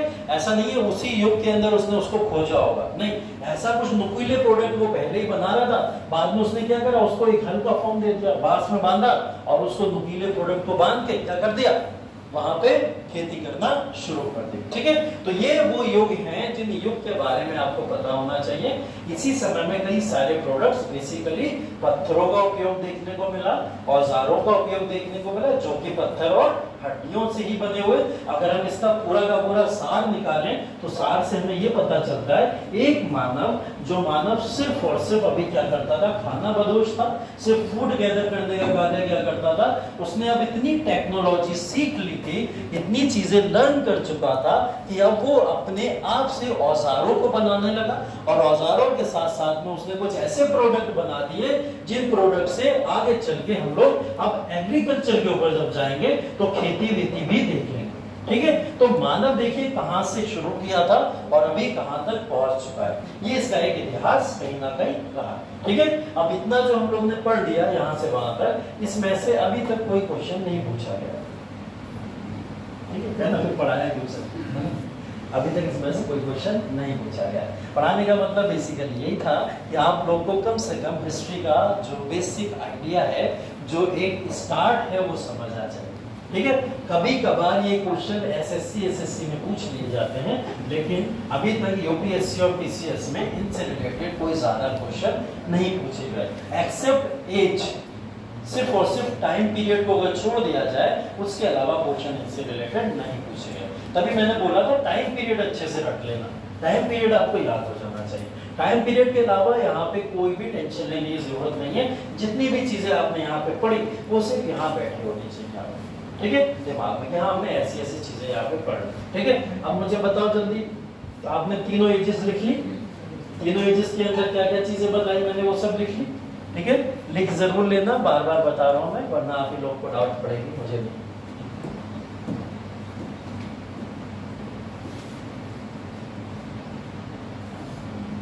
ठीक है, अब ये देखिए जरा, यहाँ पे हम लोग जब बात करते हैं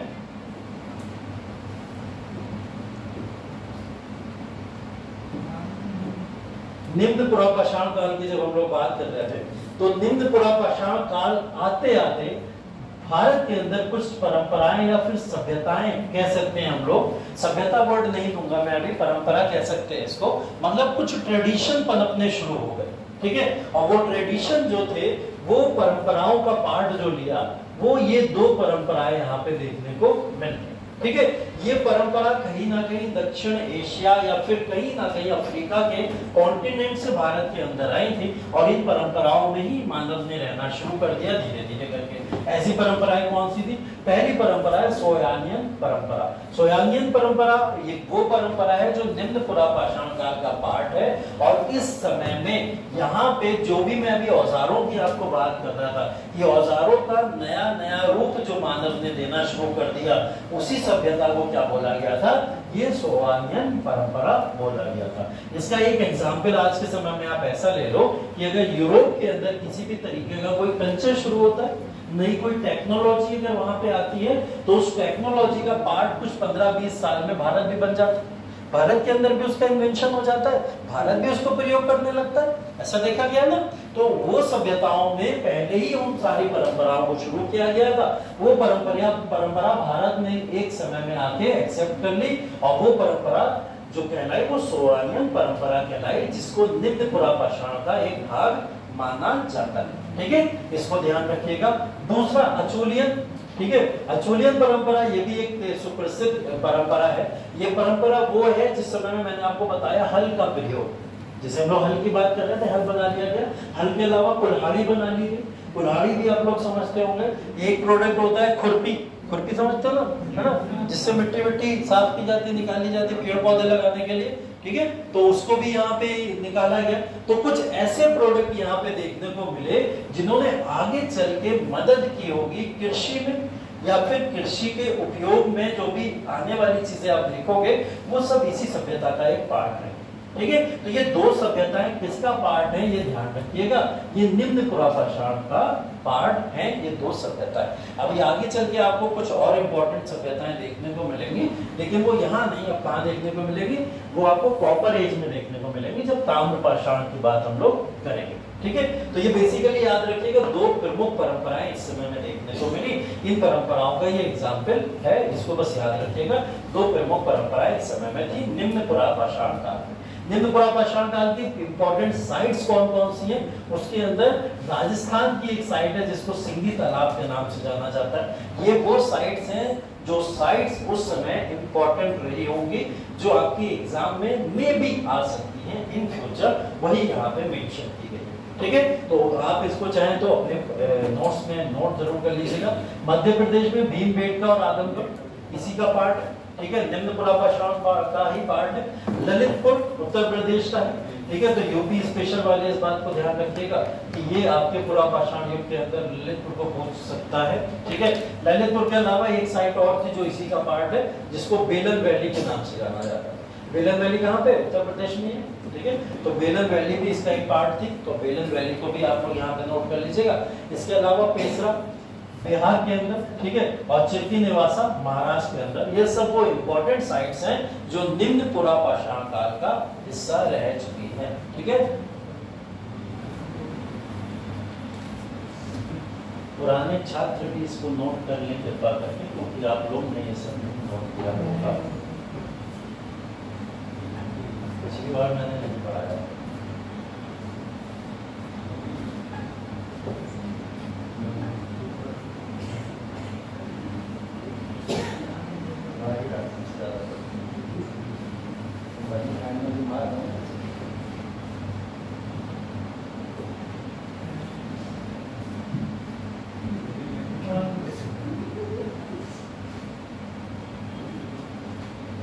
ठीक है, दो साइड्स नीचे भी लिखी हैं जो साउथ की, दक्षिण भारत की भी अगर कोई साइड आपसे पूछ ली जाए, वो दो साइड्स भी नीचे लिख दी गई हैं।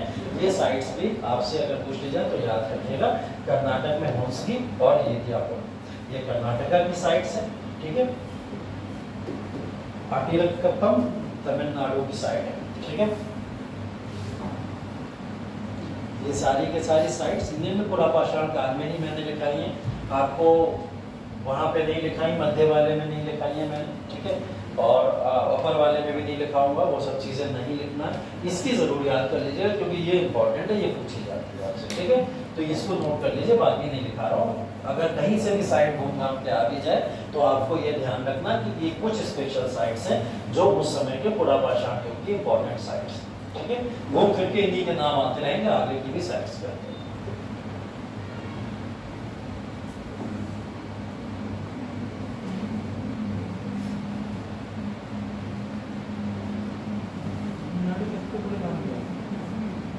वो कहते हैं उत्तर प्रदेश में इतने बुरे नाम क्यों होते हैं, कच्चा है, अलग अलग नाम। फिर उन्हें पढ़ने में तब भी आसान लगते होंगे हमारे वाले, हमारे वाले वो अपना अपना कल्चर, उनकी जबान ऐसी ही है, उन्हें सीधे सीधे शब्द बोलने में दिक्कत होती है ना, तो भाषा के आधार पर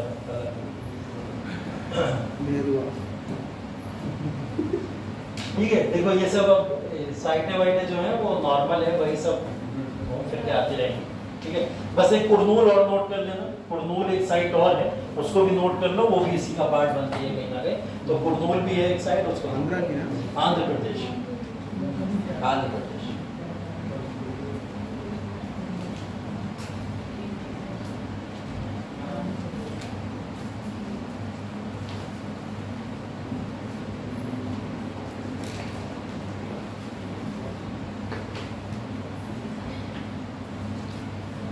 ठीक है, हम लोग निम्न पाषाण काल तक बात कर लिया, निम्न पुरा पाषाण का, ठीक है। मतलब वहां तक का एज क्लियर हो गया हमारा 10,000 BC तक, ठीक है। 10,000 ईसा पूर्व तक का हम लोग ने कालखंड पढ़ लिया, 25 लाख से 10,000 तक। अब 10,000 के बाद का कालखंड शुरू हो जाता है कौन सा, मध्य पाषाण का। कहां से कहां तक है बताओ जल्दी से, मध्य पाषाण 10 से 4000 ईसा पूर्व तक, ये हमारा मध्य पाषाण युग है।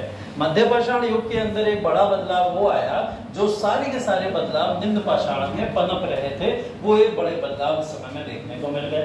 जैसे हम लोग ने अगर बात करी थी वहां पे कि जलवायु परिवर्तन या क्लाइमेट चेंज हुआ था, जिसकी वजह से उन्होंने डोमेस्टिकेशन ऑफ एनिमल वहां पे करना शुरू कर दिया था। उसका उपयोग कहां पे किया गया, मध्य पाषाण काल में किया गया। मध्य पाषाण काल में इंसान जब डोमेस्टिकेशन करता था या जानवरों को पालता था, तो जानवरों को पालने का वो यहाँ पे फायदा उठाता था। वो फायदा कैसे करता था, जैसे हमने बोला था, एक शिकार करने के लिए वो फायदा उठा लेता था, शिकार में भी उपयोग हो जाता था। दूसरी चीज यहाँ पे क्या करा उसने, एक अच्छा कार्य करना ये शुरू कर दिया कि उसने अब थोड़ा बहुत एग्रीकल्चर में इंटरेस्ट लेना शुरू कर दिया। एग्रीकल्चर में थोड़ा बहुत इंटरेस्ट लेना ऐसे शुरू कर दिया कि अगर कॉटन की सबसे पहले खेती का प्रमाण अगर आपको कहीं देखने को मिलेगा तो वो कहाँ मिलेगा, मध्य पाषाण युग में देखने को मिलेगा। कॉटन क्या होता है समझते हो, कपास, ठीक है, कपास को बोलते हैं, ठीक है, सूती जो वस्त्र वगैरह बनते हैं जिससे। तो उस समय में मानव ने कॉटन का प्रयोग करना शुरू कर दिया था, और वो कॉटन का प्रयोग सबसे पहले सर्वप्रथम कहाँ देखने को मिल गया, वो यहाँ पे देखने को मिल गया। मतलब एग्रीकल्चर में एंटर तो हो गया एटलीस्ट कम से कम। और इससे पहले एग्रीकल्चर के तौर पर हमें दुनिया में और दूसरी जगहों पर प्रमाण मिल चुके थे एग्रीकल्चर के, जिसके थ्रू मानव भारत के अंदर भी अब एग्रीकल्चर करना शुरू कर चुका है, ठीक है। इसके लिए एक साइट है नेवासा, नेवासा महाराष्ट्र की एक साइट है, वहां पे कॉटन का प्रयोग किया गया था, ठीक है। सबसे पहले मत नोट करो, इंपॉर्टेंट नहीं है आपके लिए इतना ज्यादा। अभी इंपॉर्टेंट है क्रॉप्स आपके लिए, जो क्रॉप्स की बात हम लोग करने जा रहे हैं। फिलहाल जलवायु परिवर्तन हुआ, एनिमल डोमेस्टिकेशन हुआ, उसके बाद में उसने हथियारों का जो प्रारूप था वो भी बदलना शुरू कर दिया। अब हथियार पहले जैसे बड़े बड़े नहीं होते थे, सब माइक्रोलिथ होते थे। माइक्रोलिथ का मतलब छोटे छोटे पत्थरों से बनाए गए हथियार अब प्रयोग में लाए जाने लगे। अब उन हथियारों का प्रयोग करके लोग क्या करते थे, शिकार तो करते ही करते थे। अब शिकार में उन्होंने एक नया शिकार ढूंढ लिया जो था मछली, ठीक है। अब मछलियों को भी शिकार करके मानव ने खाना शुरू कर दिया। मछली पालन भी मानव इस समय में करता था और मछलियों का शिकार भी करता था। अभी तक हम लोग सिर्फ और सिर्फ कुछ एनिमल्स की बात कर रहे थे, अब क्या मछलियों को भी उसने यहाँ पर ग्रहण करना शुरू कर दिया था। वो भी एक शिकार का पार्ट यहाँ पे देखने को मिलता है, ठीक है। तो ये एज जो बेसिकली है, जो हम लोग मध्य पाषाण काल को पढ़ते हैं, ये मध्य पाषाण काल के अंदर मानव अपनी जो पूरी की पूरी लाइफ की अर्थव्यवस्था चलाता था, वो अगेन फिर या तो शिकार पे बेसिस पे चलाता था, और दूसरी जो छोटी मोटी चीज उसके लिए अभी उत्पन्न हो चुकी थी, वो एग्रीकल्चर पैटर्न शुरू हो चुका था, ठीक है। तो अब थोड़ा बहुत एग्रीकल्चर पैटर्न के बेसिस पे भी मानव अपने अपने हथियारों को यहाँ पर यूज करके एग्रीकल्चर में भी कर रहा है, और कहाँ कर रहा है, आपका इसके एनिमल को किल करने के लिए या फिर शिकार करने के लिए भी यूज किया करता है। तो मध्य पाषाण युग बेसिकली एक चेंज है बहुत बड़ा, जिसको हम लोग इस चेंज के फॉर्म में देखते हैं। अब इसके अंदर देखिए आपको कुछ साइट्स पूछी जाती हैं भारत के अंदर, जो मध्य पाषाण के युग है उसके अंदर कौन कौन सी साइट्स इस समय है। जैसे भीमबेटका, इस समय में चित्रकारी मानव ने करना शुरू करी, आर्ट में इंटरेस्ट लेना शुरू किया। अब वो आर्ट्स बनाया करता था, और आर्ट्स बनाने के लिए वो किन चीजों को यूज करता था, केव्स, केव्स मतलब गुफाओं में आर्ट बना देता था जा जाके, ठीक है। पेड़ों पे चित्रकारी देखने को मिली है, पेड़ों पे बना दिया करता था, और वही गुफाएं क्या बनी आगे चल के, भीमबेटका। तो भीमबेटका की गुफाएं ऐसा नहीं है कि किसी राजा महाराजा के द्वारा यहाँ पर बनवाई गई, ये उस समय की गुफाएं हैं जिस समय में मध्य पाषाण युग चल रहा था। तो भीमबेटका की गुफाएं जो एक एग्जाम्पल है, वो किसका है, मध्य पाषाण युग का एक एग्जाम्पल है। तो वो उस समय में आर्ट फॉर्म में इंटरेस्ट मानव लेना उस समय में शुरू कर चुका था। तो आर्ट में इंटरेस्ट लेता था। आर्ट में इंटरेस्ट से आप समझ सकते हो कि मानव ने आर्ट्स के फॉर्म में कई सारी चीजें बनाई होंगी। अब आप एक सब्जेक्ट पढ़ोगे आर्ट एंड कल्चर, कला एवं संस्कृति। कला एवं संस्कृति में ये वाला जब युग पढ़ेंगे हम लोग, तो वहां पढ़ेंगे कौन कौन से टाइप की वो रॉक्स या कौन कौन से टाइप की पेंटिंग्स को यूज किया करता था, ठीक है। अभी इतना समझना जरूरी है कि इस समय में एक साइड भीमबेटका है, एक इंपॉर्टेंट साइड इस समय में आदमगढ़ आती है, ठीक है। आदमगढ़ पहली साइट मानी गई है सेटल्ड एग्रीकल्चर। सेटल्ड को बोला जाता है सुव्यवस्थित जो आपकी कृषि है। तो सुव्यवस्थित कृषि को सबसे पहले कहां शुरू किया गया था, आदमगढ़। अभी मैं आपको मेहरगढ़ बता चुका हूं, मेहरगढ़ में पहली बार कृषि के प्रमाण और सुव्यवस्थित कृषि के प्रमाण कहां मिले थे, आदमगढ़ के अंदर देखने को मिले, ठीक है। तो ये ध्यान रखने वाली चीजें। अब ये वाली साइट्स आप लोग जाके देख लीजिएगा, बहुत सारी साइट्स इसके अंदर दी गई हैं, और ऐसे स्थल भी यहाँ पे एग्जाम्पल के तौर पर लिखे गए, ठीक है। नवपाषाण काल, ठीक है। नवपाषाण काल जब शुरू हुआ तो नवपाषाण काल के बारे में एक बहुत बड़े राइटर हैं, ठीक है, और उनका नाम है गुनिट चाइल्ड। गुनिट चाइल्ड ने द स्टोरी ऑफ मैनकाइंड में लिखा है अपनी एक किताब में कि ये एज कोई आसान या फिर बहुत ही नॉर्मल एज नहीं, ये एज नवपाषाण काल की क्रांति का युग है। और इस क्रांति के युग को अगर हम लोग पढ़ते हैं तो कौन सी एज से पढ़ते हैं, 4000 बीसी से कहां तक पढ़ते हैं, 2500 बीसी तक। और 2500 बीसी तो वो एज है जहां पे मेटल्स मिल गए थे, पहली बार मेटल से बने वो उपकरण लोग बनाने लगे थे। तो नवपाषाण युग को उन्होंने क्या बोला है, उस समय का वो काल बोला है जिस काल ने क्रांति ला दी पूरी दुनिया के अंदर। और वो क्रांति क्या थी, अब लोग कृषि पे टोटली निर्भर हो चुके थे। ठीक है। अभी आप देख रहे हो ह्यूमन हंटिंग कर रहा है, शिकार कर रहा है, आप किट वगैरह देख रहे हो, उसको प्रयोग में लाता था। अब ह्यूमन ने क्या करना शुरू कर दिया, अब उसने कृषि करना शुरू कर दी है। अब जब कृषि करना शुरू करेगा तो देखिए कृषि से बहुत सारी चीजें देखने को मिलेंगी कि मानव जब कृषि कर रहा है तो कृषि के लिए या एग्रीकल्चर के लिए, एग्रीकल्चर के लिए एक तो चीज मैंने आपको बताया था, हल वगैरह का जो प्रयोग होता था वो बहुत आम हो गया इस समय में। मानव हल का प्रयोग करता था, हल को यूज किया करता था। हल अब जो है आप इस बात को समझिएगा कि ये किसी मेटल का नहीं बना होता था। किसका बना होता था हल? किसका बना हुआ होगा इस समय? हाँ, लकड़ी का बना होगा, या बहुत ही ज्यादा एडवांस हो जाएगा तो किसका बन जाएगा? पत्थर या फिर हड्डी को यूज कर लेंगे उसके लिए, ठीक है। उसको नुकीला को पढ़ना चाहती है तो उसको यूज कर सकते हैं, लेकिन अभी तक कोई मेटल नहीं मिला था जिसके आधार पर वो हल को यूज करते हो। मतलब एग्रीकल्चर तो शुरू कर दिया, लेकिन अभी सुव्यवस्थित एग्रीकल्चर का एक पार्ट देखने को नहीं मिला है, उसको भी आगे देखेंगे। लेकिन हल प्रयोग करना शुरू कर दिया, एग्रीकल्चर करता था। एग्रीकल्चर में मानव उसने वीट उगाना शुरू किया। वीट उगाने के लिए मानव क्या करेगा, जितनी भी फसल मिलेगी उस फसल को जब वो काटना शुरू करता था, काटने के बाद में उस फसल को कलेक्ट भी तो करता हो, और कलेक्ट करने के बाद में अपने घर तक भी तो ले जाता हो। तो वो कलेक्ट करके घर तक ले जाने की प्रक्रिया वो किसमें करेगा? कोई एक ऐसा उसके पास में ऐसा कुछ होना चाहिए ना उपकरण टाइप का, जिसमें वो सारी चीजें कलेक्ट करे। तो उसके लिए उसने क्या बनाया यहाँ पे? पॉटरी। पॉटरी को बोला जाता है मृत पाट। मतलब यहाँ पे पहली बार मानव ने मिट्टी के बर्तनों का निर्माण करना शुरू किया। मिट्टी के बर्तन मतलब वो क्या बना लेता था, एक ऐसा बर्तन बना लेता था जिसमें अनाज को कलेक्ट किया, रखा और रख के अपने घर तक स्टोर करके ले गया, ठीक है। या घर में भी स्टोर करके रखना तो उसके लिए भी उसने कुछ ऐसे वहाँ पे उपकरण बना दिए। मतलब मिट्टी के बर्तनों की अगर यहाँ पे देखा जाए तो मानव ने शुरुआत कर दी। अब कृषि कर रहा है, कृषि के बाद हमने देख लिया उसी से कनेक्ट होकर मृत भांड है। अब अगर कृषि करके मानव अपने सामान को कहीं रखना चाह रहा है तो रखने के लिए भी तो उसको एक जगह चाहिए। तो जिस जगह रह रहा है उस जगह अगर अपना अनाज रखेगा तो वो कोई ओपन प्लेस तो नहीं होना चाहिए जहाँ बारिश हुई, कल को मौसम चेंज हुआ तो वो सारा अनाज खराब हो जाए, ऐसा तो नहीं। तो वो क्या करेगा, कुछ सुव्यवस्थित तरीके से क्या करेगा, अपने मकान बनाएगा। क्या करेगा, अपने मकान बनाएगा। और उन्हीं मकानों को बोला जाता है कि मानव ने क्या करा, स्थायी बस्तियां बनाना शुरू कर दी। अब मानव परमानेंट सेटलमेंट में पहली बार यहाँ पर एंटर होता हुआ दिखाई देता है। अभी तक मानव रह रहा है इधर उधर, जहाँ मन हो रहा है वहां रहता था, घूमता फिरता था, नोमैडिक आदि मानवों की तरह। देख रहे हो आप लोग कि किसी भी तरीके से कहीं पे भी रहने का उसका कोई ठिकाना नहीं था। लेकिन अब उसने क्या करा, स्थायी बस्तियां बनाना शुरू कर दी। और स्थायी बस्तियों का एक पार्ट कहीं ना कहीं कहाँ देखने को मिलता है, नवपाषाण काल के अंदर देखने को मिलता है, ठीक है। अब यहाँ पे आप लोग एग्जाम्पल लिखेंगे मेहरगढ़ का, ठीक है।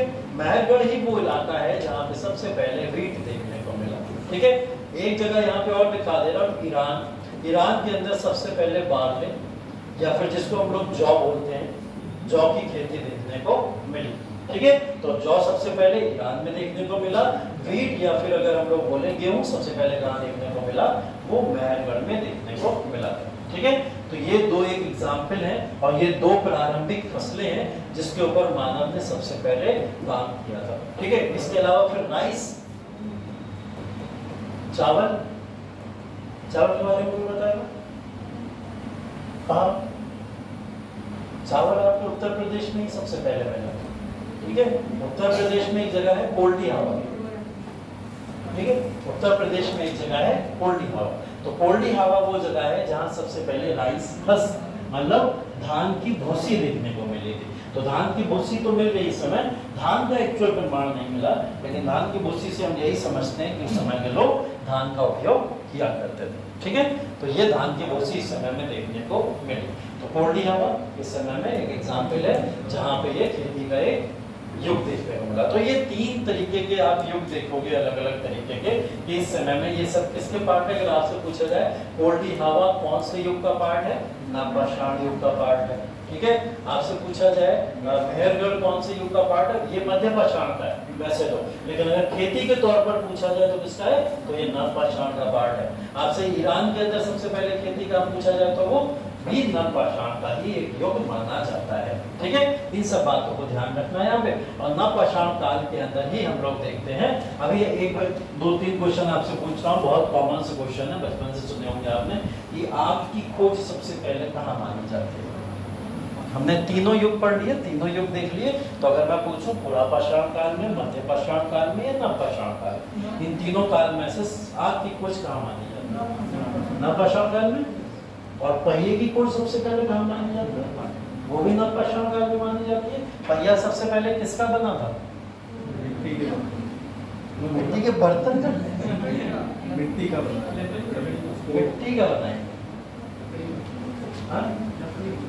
लकड़ी का बनाएंगे, ऑब्वियस सी बात है, मिट्टी का नहीं टिकेगा ना। तो वो लोग काहे का बनाएंगे, लकड़ी का बनाएंगे सबसे पहले जो पहिया मिला। आगे चल के अभी चालकोलिथिक एज में आप लोग देखोगे वो मेटल से बनना शुरू हो जाते थे, जो भी होते हैं। ठीक है, तो मेटल से बनना शुरू हो जाते थे। फिलहाल आग की खोज एक बहुत इंपॉर्टेंट प्रमाण कहाँ का है, नवपाषाण युग का देखने को मिलता है। लेकिन नवपाषाण युग में आग की जब खोज की गई पहली बार, उसी समय मानव ने क्या करा था, जो अनाज है आपका, बेसिकली अन्न जिसको बोला जाता है, अब उसको कायदे से जैसे हम लोग खाते हैं ना आज के समय में, वैसे खाना शुरू कर दिया।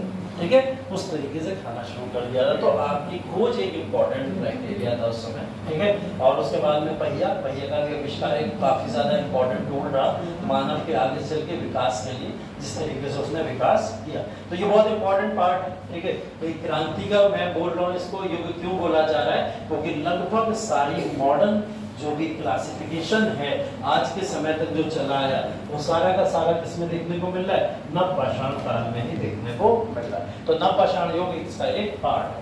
नवपाषाण युग का अंत कब हो गया, 2500 ईसा पूर्व में इसका अंत हो गया। और 2500 ईसा पूर्व में जब इसका अंत हुआ तो लगभग 150 साल लग गए या 150 वर्ष लग गए इस सभ्यता से अच्छी एक अगली सभ्यता में एंटर करने के लिए। ठीक है, सभ्यता नहीं या एज कहेंगे हम इसको, एक क्लासिफिकेशन, एक ट्रेडिशन, परंपरा भी कहेंगे कि इसके तौर पर अगर हम देखें तो एक समय से दूसरे समय में जाने में कितना समय लग गया, अप्रोक्स 150 साल लग गए। और उस 150 साल के बाद में एक नई सभ्यता यहाँ पे आती है जिसको हम लोग सिंधु घाटी सभ्यता का पार्ट कहते हैं। लेकिन उससे पहले की कहानी अभी बीच में बाकी, वो कौन सी कहानी है, वो कहानी आपकी ताम्रपाषाण युग की। क्योंकि ये युग खत्म जरूर हो रहा था, नवपाषाण युग, लेकिन इस युग के साथ साथ में एक नया युग शुरू हो रहा था जिसको हम लोग बोलते हैं ताम्रपाषाण युग। ताम्रपाषाण युग बेसिकली वो युग है जिस युग के अंदर पहली बार भारत के अंदर हमको क्या मिला, एक मेटल मिल गया। और वो मेटल क्या था, तांबा। क्या था, तांबा। अब पहली बार एक ऐसा मेटल मिल गया। इसी समय में हमको ब्रोंज का काफी लो क्वालिटी का एक मेटल भी मिल गया था। वैसे तो ब्रोंज युग हम लोग मानते हैं किसको, सिंधु घाटी सभ्यता को, लेकिन एक बहुत लो क्वालिटी का ब्रोंज का मेटल भी इस समय में हमको मिल गया था। लेकिन ताम्रपाषाण युग जब यहाँ से शुरू हुआ तो ताम्रपाषाण युग के अंदर अगर हम लोग देखें, ये देखो सब इसका एग्जाम्पल दिए, भीमबेटका की चित्रकली देखो ऐसे होती थी शुरुआती दौर में। ठीक है, ये उसका एक एग्जाम्पल है, इस तरीके से लोग बनाया करते थे। मतलब यहाँ पे कुछ भी बनाते हैं, जैसे बचपन में आप लोग ड्राइंग बनाते होंगे ना, ये कुछ उसी तरीके की ड्राइंग है ना, तो वो बचपन वाले ड्राइंग समझ लो, उसी तरीके की वो लोग ड्राइंग बनाते थे। ठीक है, कहीं कहीं पूरे के पूरे भीमबेटका के अंदर जाके देखोगे, एंटर करोगे तो ऐसी बहुत सारी चित्रकारी आपको देखने को मिलेगी। ठीक है, अभी तक खराब नहीं, बहुत सारी चीजें हैं जो अभी भी उसी तरीके से उनको प्रोटेक्ट किया जाता है ना। प्रोटेक्ट करी गई चीजों को कैसे खराब किया जा सकता है, अगर वो तो अब किया जाने लगा है, पहले थोड़ी किया जाता नहीं, कौन बोला नहीं किया जाता था। मौर्य साम्राज्य के शासक आए, सब प्रोटेक्ट किए हैं। गुप्ता एम्पायर के आए, प्रोटेक्ट किए हैं। उसके बाद दिल्ली सल्तनत के शासक आए, प्रोटेक्ट किए हैं। मुगल आए, प्रोटेक्ट किए। अंग्रेजों तक ने तो प्रोटेक्ट किया। ठीक है, हाँ, तो वो प्रोटेक्ट, सभ्यताओं को प्रोटेक्ट करना तो लगभग सभी शासकों ने किया, क्योंकि उनको पता था कि हमारी सभ्यता प्रोटेक्ट रहेगी अगर, तो यहाँ पे टूरिस्ट आएंगे, और टूरिस्ट जब आते हैं तो क्या होता है, अर्थव्यवस्था आपकी बढ़ती है, पैसा मिलता है बाहर के लोगों से, तो वो अपने उस तरीके से उसको प्रोटेक्ट करते रहते हैं। ठीक है, देखिए तो ताम्र पाषाण युग की अगर हम लोग बात करें तो ये बेसिकली तांबा का युग बोला जाता है। और इस युग की अगर मैं थोड़ी सी चर्चा करूं तो आप इस युग को जो समझोगे वो ये युग अप्रोक्स अगर मैं बात करूं तो मैंने अभी आपको बताया जो सिंधु घाटी सभ्यता का पार्ट बताया वो 2350 ईसा पूर्व से बताया। ठीक है, सिंधु घाटी सभ्यता कहां से शुरू हो गई? 2350 ईसा पूर्व। इसलिए मैंने बोला लो क्वालिटी का ब्रोंज मिल चुका था इस समय जब ताम्र पाषाण युग शुरू हुआ। अब इससे कनेक्ट करिएगा 2000 ईसा पूर्व से लेकर अप्रोक्स 700 ईसा पूर्व तक का ये जो कालखंड है, इसी कालखंड को बोला जाता है ताम्र पाषाण युग।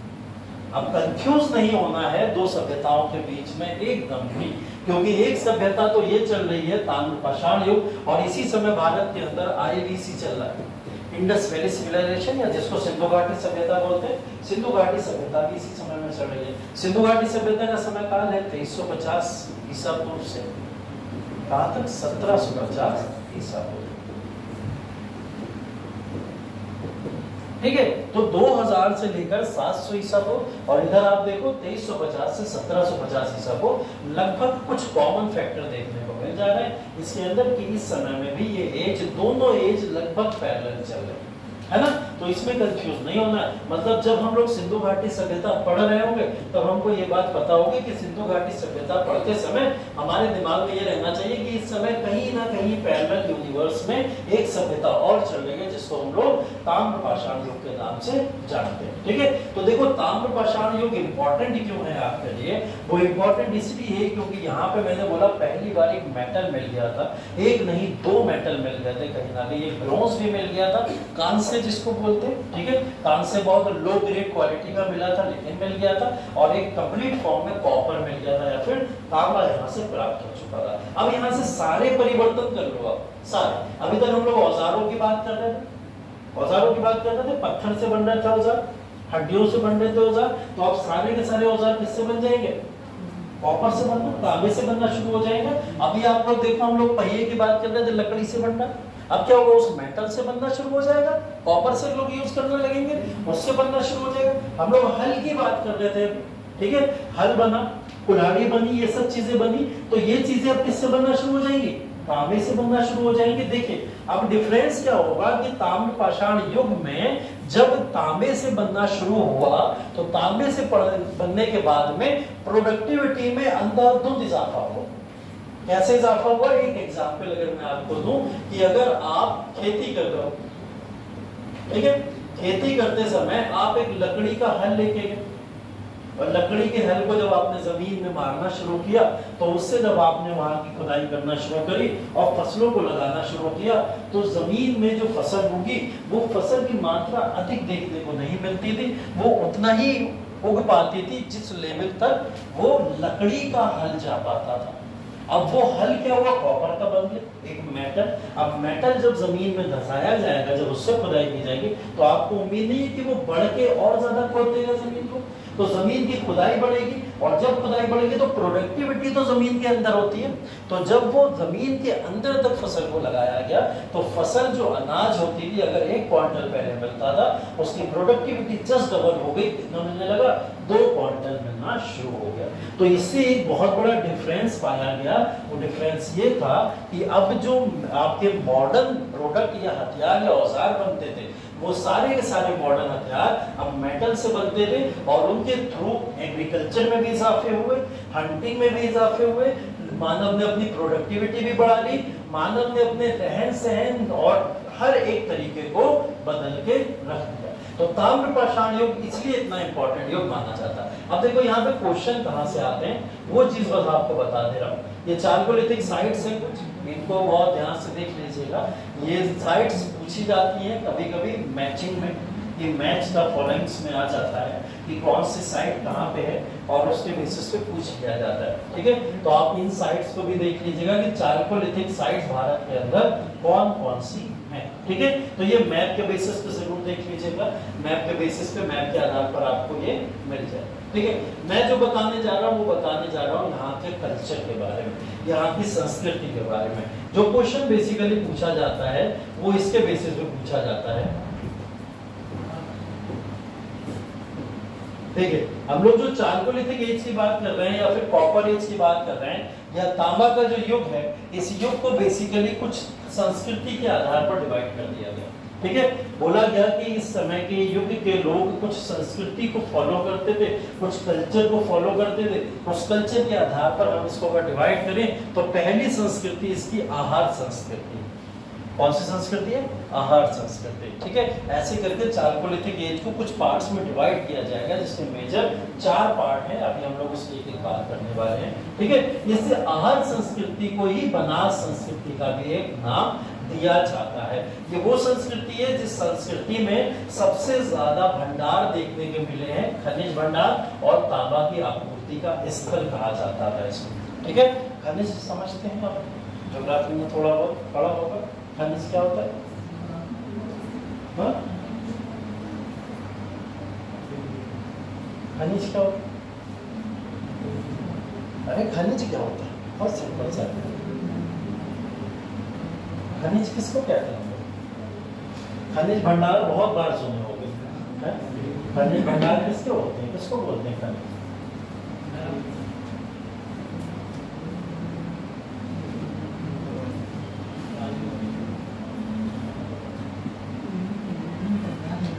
आज काटूंगा नहीं, पहला कल से काटना शुरू करूंगा। खनिज का मतलब बेसिकली हम लोग जो पढ़ते हैं, आप लोग मेटल्स की वो बात मैं कर रहा हूँ, कॉपर मिल गया, तांबा, ठीक है, आपको आयरन मिल गया, ठीक है, आयरन के अलावा आपको ब्रोंज मिल गया, कांस्य मिल गया, ये सब जो मिलना शुरू हुआ ये खनिज ही तो है एक तरीके से, सारे के सारे क्या है खनिज। जहां जहां जैसा जैसा खनिज मिलता चला गया, उस खनिज के द्वारा पर मानव ने अपनी बस्तियां बसा ली और बस्तियों के बसा के उसमें रहना शुरू कर दिया। तो जहां खनिज के भंडार मिले वो जगह कौन सी है? वो जगह है आहार संस्कृति की जगह, जिसकी हम लोग बात कर रहे हैं। तो हम लोग चालकोलिथिक या तांबा के युग में अगर एक एज की बात करें तो वो एज कहलाती है आहार संस्कृति का एज। और उस एज के अंदर क्या देखने को मिलता है? खनिज भंडार देखने को मिलते हैं, वो जो तांबा आपूर्ति का केंद्र था। ऐसा ही पूछा जाएगा क्वेश्चन आपका कि कौन सा खनिज भंडार या तांबा आपूर्ति का केंद्र है, वो कौन सा है? आहार संस्कृति है। ठीक है, तो ये ध्यान रखिएगा। और ऐसी ही संस्कृति के बारे में 4 संस्कृति जो मैं आपको बता रहा हूँ, उन 4 संस्कृति को एक एक करके देख लीजिए। एक है कायथा संस्कृति, ठीक है, एक आहार संस्कृति की बात करते हैं हम लोग। दूसरी संस्कृति कौन सी है? कायथा संस्कृति। ठीक है, कायथा संस्कृति बेसिकली किसके लिए जानी जाती है? चीनी मिट्टी की चीजें। ठीक है, चीनी मिट्टी समझते हो? वो भी यहाँ कह रहा हूँ, बता दो क्या?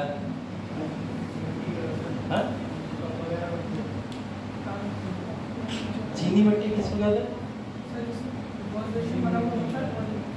हाँ, बिल्कुल बिल्कुल एकदम सही जा रहा हूँ। हाँ, मतलब ऐसे मेटल से बना हुआ बेसिकली प्रोडक्ट होता है जो चीनी एक प्रोडक्ट ही अपने आप में, चीनी शक्कर वाली चीनी नहीं है, और वो सब मत समझना है ना। चीनी अपने आप में एक खनिज, ठीक है, और उस खनिज से कुछ प्रोडक्ट तैयार होते हैं। जैसे आप लोगों ने देखा होगा घर में वॉश बेसिन वगैरह या वॉल बेसिन वगैरह लगे हुए होते हैं, या कुछ ऐसे प्रोडक्ट बने होते हैं वो चीनी के बने, कुछ पत्थर बन के चीनी के पत्थर बनाए जाते हैं। ठीक है, तो ऐसे प्रोडक्ट इस समय में बने हैं। तो उससे क्या होता था, यहाँ पे देखने को मिलता था। और ये प्रोडक्ट तैयार किससे किए जाते थे? मिट्टी से तैयार किए जाते थे उस समय में। ठीक है, तो मिट्टी से बने हुए वो खनिज उस समय के बनाए गए हैं, वो कहाँ पे कौन सी संस्कृति में मिले? कायथा संस्कृति में मिले। अभी इस सब की चारों के लोकेशन दिखाएंगे आपको, वो भी देखना। तीसरी संस्कृति है मालवा। ठीक है, मालवा संस्कृति। मालवा संस्कृति एक वो संस्कृति है जिस संस्कृति के अंदर बेसिकली आप देखते हो कि इस संस्कृति के अंदर हमको जो प्रोडक्ट्स देखने को मिले, वो प्रोडक्ट्स अब किसी खनिज या भंडार से ज्यादा कुछ और चीजों पे डिपेंडेंट हो गए। जैसे नदियां, आसपास में नदियां, अगर मालवा देखोगे, मालवा रीजन नर्मदा ताप्ती के आसपास की नदियों में पड़ता है, और इन नदियों से कुछ क्या हुआ था, हमको प्रोडक्ट्स मिलना शुरू हो गए, जैसे नमक। ठीक है ना? तो वो नमक मिलना शुरू हो गया, इस तरीके के प्रोडक्ट मिलना शुरू हो गए। तो इस संस्कृति ने, मालवा संस्कृति ने इस तरीके की चीजों को बढ़ावा दिया। ठीक है, इसके अलावा एक चौथी संस्कृति है जिसको जॉर्वे संस्कृति का पार्ट माना जाता है। जॉर्वे संस्कृति बेसिकली उसके लिए जानी जाती है जहाँ पशुपालन, मछली पालन, या फिर आप कह सकते हो कि लोग खेती करने पे ज्यादा अपना टाइम यूज किया करते थे। ठीक है, तो ये 4 तरीके की संस्कृति हैं और इन चारों तरीके की संस्कृति को बेसिकली डिवाइड किया गया है। इसके अंदर आप मैप के अंदर समझ लो कि हमने बात करी आहार संस्कृति। आहार संस्कृति बेसिकली पार्ट, अच्छा, तो ये चारों संस्कृति का एक ज्योग्राफिकल मैप है। इस मैप को आप लोग देख लीजिएगा और इस मैप को देखने के बाद हम लोग आगे जो बात करेंगे वो बात करेंगे अब इंडस वैली सिविलाइजेशन। ठीक है, चलिए, थैंक यू सो मच। इसको यहीं तक रखते हैं, रिवाइज करके जरूर आइएगा।